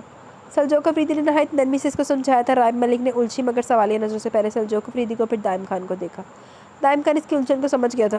یہ سلجوق ہے میرا کزن، اور اس سے بڑھ کر نامور ڈی ایس پی جانباز بہادر سپاہی، میں نے اس کو تمہارے بارے میں بتایا، انشاءاللہ یہ نشہ کو ڈھونڈ لے گا، اس نے مضبوط لہجے میں کہا تھا۔ پلیز یار ہیلپ می۔ رائب ملک جذباتیت کی آخری انتہا پر تھا۔ اوکے اندر چل کے سکون سے بیٹھتے، پھر سکون سے مجھے ہر بات بتانا۔ سلجوق افریدی نے اس کو حوصلہ دیا۔ تم نشہ کو ڈھونڈ لو گے نا؟ رائب ملک نے آس بھری نظروں سے دیکھا، اس کی دیوانگی نشہ کے لیے ہر عضو سے ٹپک رہی تھی۔ انشاءاللہ ضرور۔ دائم خانی سلجوق افریدی اور رائب ملک کو اندر لے کر آیا تھا کیونکہ وہ رائب ملک کی بکھری الجھی حالت کو بھی دیکھ اور سمجھ رہا تھا۔ وہ تینوں ڈرائنگ روم میں آ بیٹھے۔ اچھا رائب مجھے یہ بتاؤ کہ تم دونوں کے علاوہ بھی یہاں کوئی آتا تھا؟ نہیں، میرے اور نشہ کے علاوہ یہاں کوئی تیسرا فرد نہیں تھا، نہ ہی کوئی آتا تھا، رائب ملک نے ہولے سے کہا۔ کوئی ان دنوں تبدیلی محسوس کی ہو تم نے؟ تبدیلی؟ رائب ملک نے اپنے دماغ پر زور ڈالا، پھر اچانک کچھ یاد آیا۔ ہاں کی تو ہے مگر وہ کوئی اتنی خاص نہیں ہے۔ رائب ملک کی نظروں میں وہ تبدیلی کوئی اتنی اہم نہیں تھی۔ جو بھی ہے بتاؤ مجھے، سلجوق افریدی نے سنجیدگی سے کہا۔ یہی اکثر رات کے تیسرے پیر نشہ بستر سے غائب ہوتی تھی۔ غائب ہوتی تھی مطلب بستر سے یا روم سے بھی؟ ہاں روم سے بھی۔ اس نے جانے کی نگاہیں چرا لی جو سلجوق افریدی کی زیر نگاہوں سے پوشیدہ نہیں رہ سکی، مگر اگر یہ جھجک ہی رہی تو کیس کو کیسے حل کیا جائے گا، اس لیے چھوٹی چھوٹی بات جاننا ضروری تھا۔ تو کہاں ہوتی تھی اور اس سے پڑھ کر رات کے تیسرے پیر وہ روم چھوڑ کے جاتی کیوں تھی؟ وہ کچھ لمحے کے لیے رائب ملک خاموش ہو گیا۔ اس گمبھیر خاموشی کو سلجوق افریدی نے ہی نہیں دائم خان نے بھی نوٹ کیا تھا۔ جب میری آنکھ کھلتی تو وہ روم میں نہیں ملتی، کبھی دوسرے روم تو کبھی کچن میں ملتی، اور اس سب کی وجہ رائب ملک پھر چپ ہو گیا۔ سلجوق افریدی کوئی ناسمجھ پولیس آفیسر نہیں تھا بلکہ وہ ان ذہین فتین سپاہیوں میں آتا تھا جو مجرم کو صرف اس کی خوشبو دیکھ کر ہی پکڑ لیتے۔ رائب، سلجوق افریدی نے دھیرے سے پکارا۔ رائب ملک نے ہولے سے جواب دیا۔ دیکھو رائب، تم مجھے بالکل دائم کی طرح سمجھو، اپنا دوست، غمخوار بھائی، جو کچھ بھی ہے مجھے بتاؤ، جب یہ اصل بات سامنے آئے گی۔ رائب ملک نے دائم خان کو دیکھا تو دائم خان نے گردن کو اس بات میں ہلکے سے ہلایا۔ وہ گھبراتی تھی میرے پیار سے۔ رائب ملک کی بے ساختگی پر نہ چاہتے بھی سلجوق افریدی کے لبوں کی تلاش میں تھی، ہلکے سے تبسم نے کروٹ لی۔ مگر ہو سکتا ہے یہ وجہ نہ ہو، سلجوق نے کچھ سوچ کر یہ بات بولی تھی، جس پر رائب ملک نے سوالیہ نگاہوں سے اس کو دیکھا۔ اچھا یہ بتاؤ، دروازہ کون کھولتا تھا جب تم آفس سے آتے تھے، تم یا نشرہ؟ نہیں نشرہ نہیں کھولتی تھی، اور میں نے سسٹم ہی ایسا رکھا تھا کہ دروازہ صرف میں ہی کھول سکتا ہوں۔ اگر ایسا تو پھر ہم بس سوکھ سے یہ بات نہیں کہہ سکتے کہ نشرہ نے دروازہ کھولا ہوگا، سلجوق افریدی نے نہایت اٹل لہجے میں کہا تھا۔ دروازہ کس نے کھولا کس نے نہیں، میرے لیے بات معنی نہیں رکھتی سلجوق، اگر کچھ معنی رکھتی ہے تو یہ کہ اس وقت نشرہ کہاں ہوگی، کس حال میں ہوگی۔ ٹوٹے ہوئے لہجے میں بہت سی کرچیاں تھیں۔ رائب میرے سوالوں کا جواب دو گے تو میں بڑا بول نہیں بولتا، مگر اللہ کا بہت کرم اور احسان ہے کہ 1 گھنٹے میں نشرہ کو تمہارے سامنے لا کر کھڑا کر دوں گا۔ سلجوق افریدی کے لہجے کی مضبوطی نے رائب ملک اور دائم خان کو یقین دلایا کہ وہ جو کہہ رہا ہے اس میں پوری سچائی اور پوری حقیقت ہے۔ جو کچھ سلجوق افریدی نے کہا وہ واقعی سچ کر دکھائے گا۔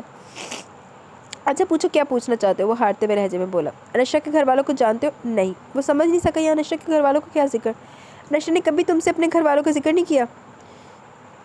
نہیں، مگر ہاں اکثر راتوں میں نشرہ کو نیند سے ڈرتے ہوئے چونکتے ہوئے ضرور دیکھا۔ وہ اس حد تک ڈر جاتی کہ ٹھنڈ میں بھی پوری طرح پسینے میں شرابور ہو جاتی اور کسی اربش کا نام لیتی تھی۔ اربش، سلجوق افریدی نے نام دہرایا۔ تم نے کبھی پوچھا یہ اربش کون ہے؟ نہیں، اس نے نفی میں ادھر ادھر گردن ہلا دی۔ دائم بتا رہا تھا کہ تمہاری ماما بھی اس شادی سے خوش نہیں۔ ہاں مگر میرے منع کرنے پر پیچھے بھی ہٹ گئی، میں نے ان کو صاف منع کر دیا کہ میری لائف میں انٹرفیئر نہ کرے۔ تو ان کی ناپسندیدگی کے والا سٹیٹس تھا یا کچھ اور؟ وہ میری شادی اپنی بھتیجی سے کروانا چاہتی تھی۔ اوکے، सलजोक अफरीदी ने पुरसोच लहजे में कहा, क्या सोच रहे? दाइम खान ने सलजोक अफरीदी के पुरसोच चेहरे की तरफ देखा। चलो आओ मेरे साथ। सलजोक अफरीदी खड़ा हो गया। कहाँ? सलजोक अफरीदी के साथ राइम मलिक और दाइम खान भी खड़े हो गए। कुछ बता तो सही, फिलहाल इतना बता फिलहाल इतना ही बता सकता हूँ कि नशा अकेली कहीं नहीं गई, कोई और भी है। कौन? राइम मलिक के चेहरे और आंखों में हैरानियों की कहानी रकम थी। पहले दाइम नू दस के जा पाई, बाद चो लंबा रास्ता निकली, पहले इन्होंने इन्वेस्टिगेशन कर अपनी छड़ दे, एनू दस। ये तो मैं भी नहीं बता सकता, मगर जो भी है सामने आ जाएगा। सलजोक अफरीदी ने फ़ोन पर अपनी पुलिस टीम बुलवा ली थी, पूरे अपार्टमेंट से मालूमात ले ली। किसी ने भी राइम मलिक के फ्लैट में किसी को नहीं आ जाते देखा। चौकीदार से पता किया, बकौल इसके अपने लिए खाना लेने चला गया। पूरी जानकारी इंक्वायरी ले गई थी। फ्लैट के सामने एक पोल था जहाँ एक CCTV कैमरा नस्ब था। सलजोक अफरीदी कैमरा रूम तक जा पहुँचा। इसके की सारा दिन की मूवी निकाली, मगर इन सब के दौरान राइम मलिक ने सोचा वो टाइम क्यों ज़ाया करे। वो दाइम को लेकर मुख्तलिफ अस्पतालों मुख्तलिफ अदारों में गया था। सलजोक अफरीदी ने भी कोई इतराज़ नहीं किया। वो समझ सकता था कि राइम मलिक किस अज़ियत और तकलीफ से गुजर रहा। कैमरे की स्क्रीन पर एक शानदार सी ब्लैक कलर की पिचारो जाती हुई नजर आई। उस पिचारो के बंद दरवाजे के नीचे से झांकते दुपट्टे ने सलजोक अफरीदी को शक और यकीन दोनों में मुब्तला कर दिया। अब इस शक और यकीन की ज़ुबान इंक्वायरी करने पर ही मिलनी थी। स्टॉप करो इस गाड़ी को और जूम करो। जूम करने पर गाड़ी का नंबर सामने आ गया। नंबर नोट करो। सलजोक अफरीदी ने अपने जूनियर पुलिस ऑफिसर को हुक्म दिया। नंबर नोट कर लिया गया। बैक मिरर पर जूम करो। स्क्रीन पर मौजूद इस गाड़ी के एक हिस्से को जूम करके देख लिया गया था। पता करो इस गाड़ी के बारे में जल्दी। यस सर, वही पुलिस ऑफिसर बोला। 20 से 30 मिनट में इस गाड़ी की नई गाड़ी में मौजूद इस बंदे की पूरी इन्फॉर्मेशन रिपोर्ट हाथ में थी।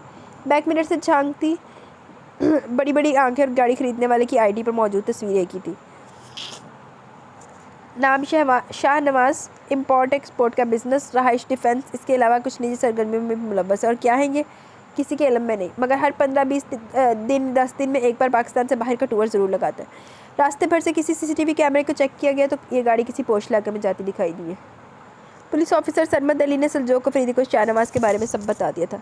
गाड़ी तैयार करो। सलजोक अफरीदी ने एक और हुक्म सादर किया। अपना सेल फ़ोन निकाल कर दाइम खान का नंबर डायल करना। अच्छा एक बात और सर। वो क्या? नंबर डायल करने के बाद फ़ोन इसने कान पर लगा लिया। निगाहें ऑफिसर सरमद अली पर टका दी। कुछ दिनों पहले राफ़े मलिक ने एक तलीमी प्रोग्राम की तरफ से दी जाने वाली पार्टी में शिरकत की थी। वहाँ इस बंदे शाहनवाज को भी देखा गया।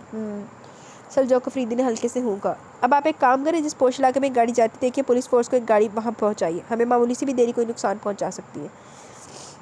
इसी दौरान दाइम खान ने सलजोक अफरीदी का फ़ोन रिसीव कर लिया। शुक्र है कर लेता, नहीं देना भी काट देना सी। हाँ सलजोक बोल, कहाँ हो तुम लोग? सिविल अस्पताल के पास। दाइम खान ने कहा। तुम लोग वो छोड़ो, जो लोकेशन मैं दे रहा हूँ वहाँ पहुँचो। नशा मिल गई क्या? इंशाल्लाह 99% समझ मिल गई। वो बोलते बोलते बाहर की जानिब निकला। फ़ोन बंद कर दिया गया था। क्या हुआ, मिल गई नशा? राइम मलिक ने बेसब्री और बेताबी से दाइम खान को देखा। इंशाल्लाह, चल निकलते हैं। दाइम खान सलजोक अफरीदी की दी गई लोकेशन पर कुछ ही देर में पहुँच गया। वो जगह देख रहा है जैसे राइम मलिक की आंखें फटी रह गई। लम्बे के 1000वें हिस्से में इसका दिल बुरी तरह धड़का जिसका कोई शुमार नहीं था। दाइम ये जगह बिगड़े रईस और अमीरों की अयाशी का अड्डा। दाइम खान ने नहायत नफरत और हकारत से कहा। राइम मलिक ने दाइम खान को जज्बाती नज़रों से देखा। गाड़ी एक बंगले पर जाकर रुक गई और इस शानदार और आलीशान बंगले के आगे पुलिस फोर्स की नफरी लगी हुई थी। काफ़ी सारी तादाद में पुलिस अंदर और बाहर पहरा दे रही थी। दाइम खान और राइम मलिक दोनों गाड़ी से बाहर निकले थे, मगर राइम मलिक का रोम रोम नशा के लिए दुआ गो था। इसके दिल की हर धड़कन में एक ही दुआ, एक ही सदा थी, या अल्लाह नशा की हिफाजत करना, इसको कुछ ना हो, कोई तकलीफ़ ना हो। राइम मलिक के कदम मन भर के हो रहे थे। सामने बड़ा सा हाल कमरा था जहाँ फर्श पर सफ़ेद मोटी सी चादर बिछी थी। मखमल के लाल और हरे गोल तकिए रखे गए थे। इस हालनुमा कमरे में 6 से 7 लड़कियाँ थीं। कुछ बहुत ज़्यादा भड़कीले चमकते कपड़ों में मलबूस डार्क मेकअप, जिससे ज़ाहिर हो रहा था वो कहीं जाने की तैयारी में। कुछ की हालत इस कदर अबतर और मलजी सी थी जैसे रात कहीं गुजार के आई हो। राइम मलिक की नज़र इन सबसे होती हुई सामने सोफे पर सीट पर पड़ी, जहाँ कोई बड़ी उम्र ही कोई 50 से 55 साल की वो औरत जिसने अपने चेहरे पर मेकअप करके अपनी उम्र को छुपाने की नाकाम सी कोशिश की थी। वहीं इसके साथ 3 शख्स भी थे। सूट बूट वर्ल्ड ड्रेस से लग रहा था वो पाकिस्तान के तो ही। राइम मलिक लम्हे भर को चकरा के रह गया। इसने अपने बराबर में खड़े दाइम खान का बाजू थाम लिया। सलजोक अफरीदी ने राइम मलिक को देखकर चलता हुआ इसके पास आ रुका। तुम्हारी नशा इस रूम में, जाओ। सलजोक अफरीदी ने सामने वाले बंद दरवाजे की जानिब इशारा किया। राइम मलिक ने बेयकीन नज़रों से सलजोक अफरीदी को तका। नशा को कुछ नहीं हुआ, वो तो अल्लाह ने बहुत करम किया, हम बर वक्त आ गए, वरना कुछ पल की देरी होती नशा हमसे दूर हो जाती, क्योंकि इस औरत ने नशा का सौदा इन लोगों से कर दिया। सलजोक अफरीदी ने इन लोगों की तरफ इशारा किया। राइम मलिक फिलहाल नशा के पास जाना चाहता था। सलजोक अफरीदी के इशारे पर इस रूम की जानिब बढ़ा। इसके हर अंदाज में बेकरारी बेताबी छुपी हुई थी।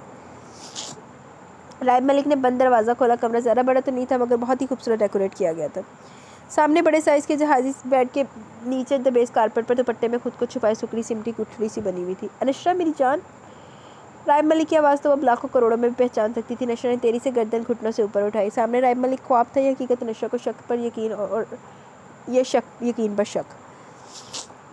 राइब मलिक का दिल जैसे किसी ने मुट्ठी में ले लिया और सूजी भी सुर्ख आंखें और सुर्ख गुलाबी आंखों में ठाठे मारता समंदर था। मैदे जैसी रंगत जर्द माइल सी हो गई थी। होंठ सूख कर खुश्क हो गए थे। राइब मलिक की रगों में दौड़ता लहू लम्हा भर ग्लेशियर बन गया। राइब, नशा को पक्का यकीन हो चला था कि इसका मुहाफ़िज़ आगे इसके सर की चादर इसके सर पर आ ठहरी थी। इसको देखकर ही नशा को तहफ़्फ़ुज़ का एहसास हो गया था। वो सिसकती तड़पती बिलकती उठी और भागती हुई राइब मलिक के वसी सीने से लगी और इसका पूरा वजूद हिचकी और ज़लज़लों की झटकों में था। नशा ने राइब मलिक की रेड टी शर्ट को सख्ती से अपनी मुट्ठियों में दबोच लिया, जैसे कहीं वो इसको छोड़कर ही ना चला जाए। चलो, ठोकर खा के नशरा ने भी अक्ल आई होगी। हुन अल्लाह करे आ जाए, हुन ना आ जाए। राइब मलिक का वो ग्लेशियर नशरा के गर्म वजूद को पाकर पिघलता चला गया। राइब मलिक ने अपने दोनों बाजू इस नाजुक वजूद के गिट गिट फैला दिए। इन ब्राउन कान से 2 आंसू टूटकर नशरा के उलझे बालों में जैसे पोकर रह गए। इसलिए अपने जबड़ों को इतनी सख्ती से भेज लिया कि दिमाग की हरी नीली रस से उभर कर रह गई। गम और गुस्से की शिद्दत में मुब्तला होकर इसने अपनी बाहों के हसार में हल्का सा दबाव डाला था। कौन था इन सब के पीछे? राइब मलिक ने नरमी से पूछा। सज्जल आपी। हिचकियों के दौरान इसके मुंह से ये नाम निकला। राइब मलिक के अंदर जैसे किसी ने आग लगा दी। शरारों में जैसे लावा उबल पड़ा और ब्राउन कांच में सुर्ख डोरे से खींचने लगे थे। मुझे यहाँ से ले चलें, ये जगह अच्छी नहीं है। पीछे नाइम खान ने इसके कंधे पर हाथ रखा। राइब मलिक ने रुख मोड़ के देखा। नशरा इस वक्त बहुत ज़्यादा खौफज़दा और डरी हुई है। जितनी जल्दी हो सके इसको लेकर निकलो यहाँ से। नाइम खान ने संजीदगी से बस इतना ही कहा। राइब मलिक के सीने से लगी नशरा अपने अक्लों खुद खुआती चली गई, अपने होश हवास खोती चली गई और लम्हों में बिखर के इसके बाजू में छूल गई। नशरा, राइब मलिक से ही मानो में परेशान हो गया। मेरा ख्याल है खौफ से बेहोश होगी। तुम लेकर निकलो यार जल्दी से, नाइम खान ने फिक्रमंदी से कहा। सर, इस शाहनवाज की तो हमें कब से तलाश रंगे हाथों पकड़ा गया। ऑफिसर सरमद अली ने शाहनवाज को घूर के देखा। चले, इस ऑपरेशन से एक बहुत बड़ा फ़ायदा हुआ। सलजोक अफरीदी ने ऑफिसर सरमद अली को संजीदगी से कहते हुए शाहनवाज पर नापसंदीदगी की नज़र डाली।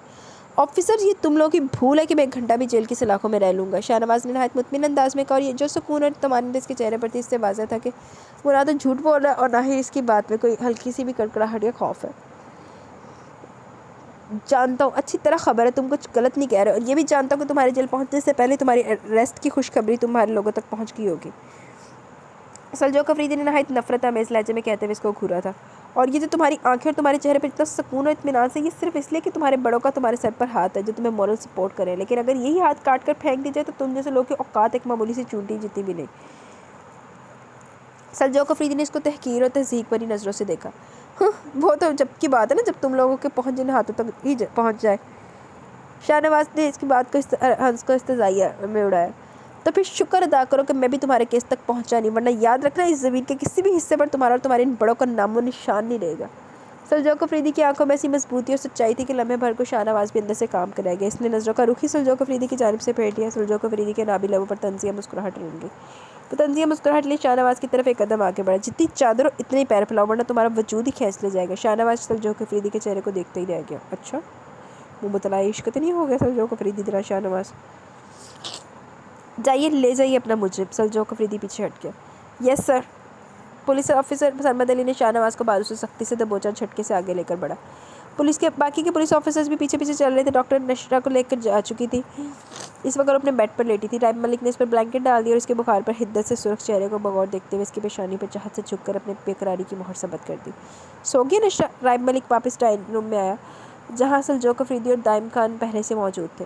हाँ, सदमे और डिप्रेशन की वजह से बेहोश हुई थी। जो कुछ नशरा ने वहाँ देखा और सहा, इसका असर इसके दिलो दिमाग पर बहुत ज़्यादा पड़ा। यही वजह कि फीवर बढ़ गया। थकावा अंदाज, थका लहजा, मगर इसमें एक सुकून था। सलजोक, आपका बहुत बहुत शुक्रिया। आपने जो एहसान आज मुझ पर किया, ज़िंदगी की आखिरी सांस तक मैं मकरूज़ रहूँगा।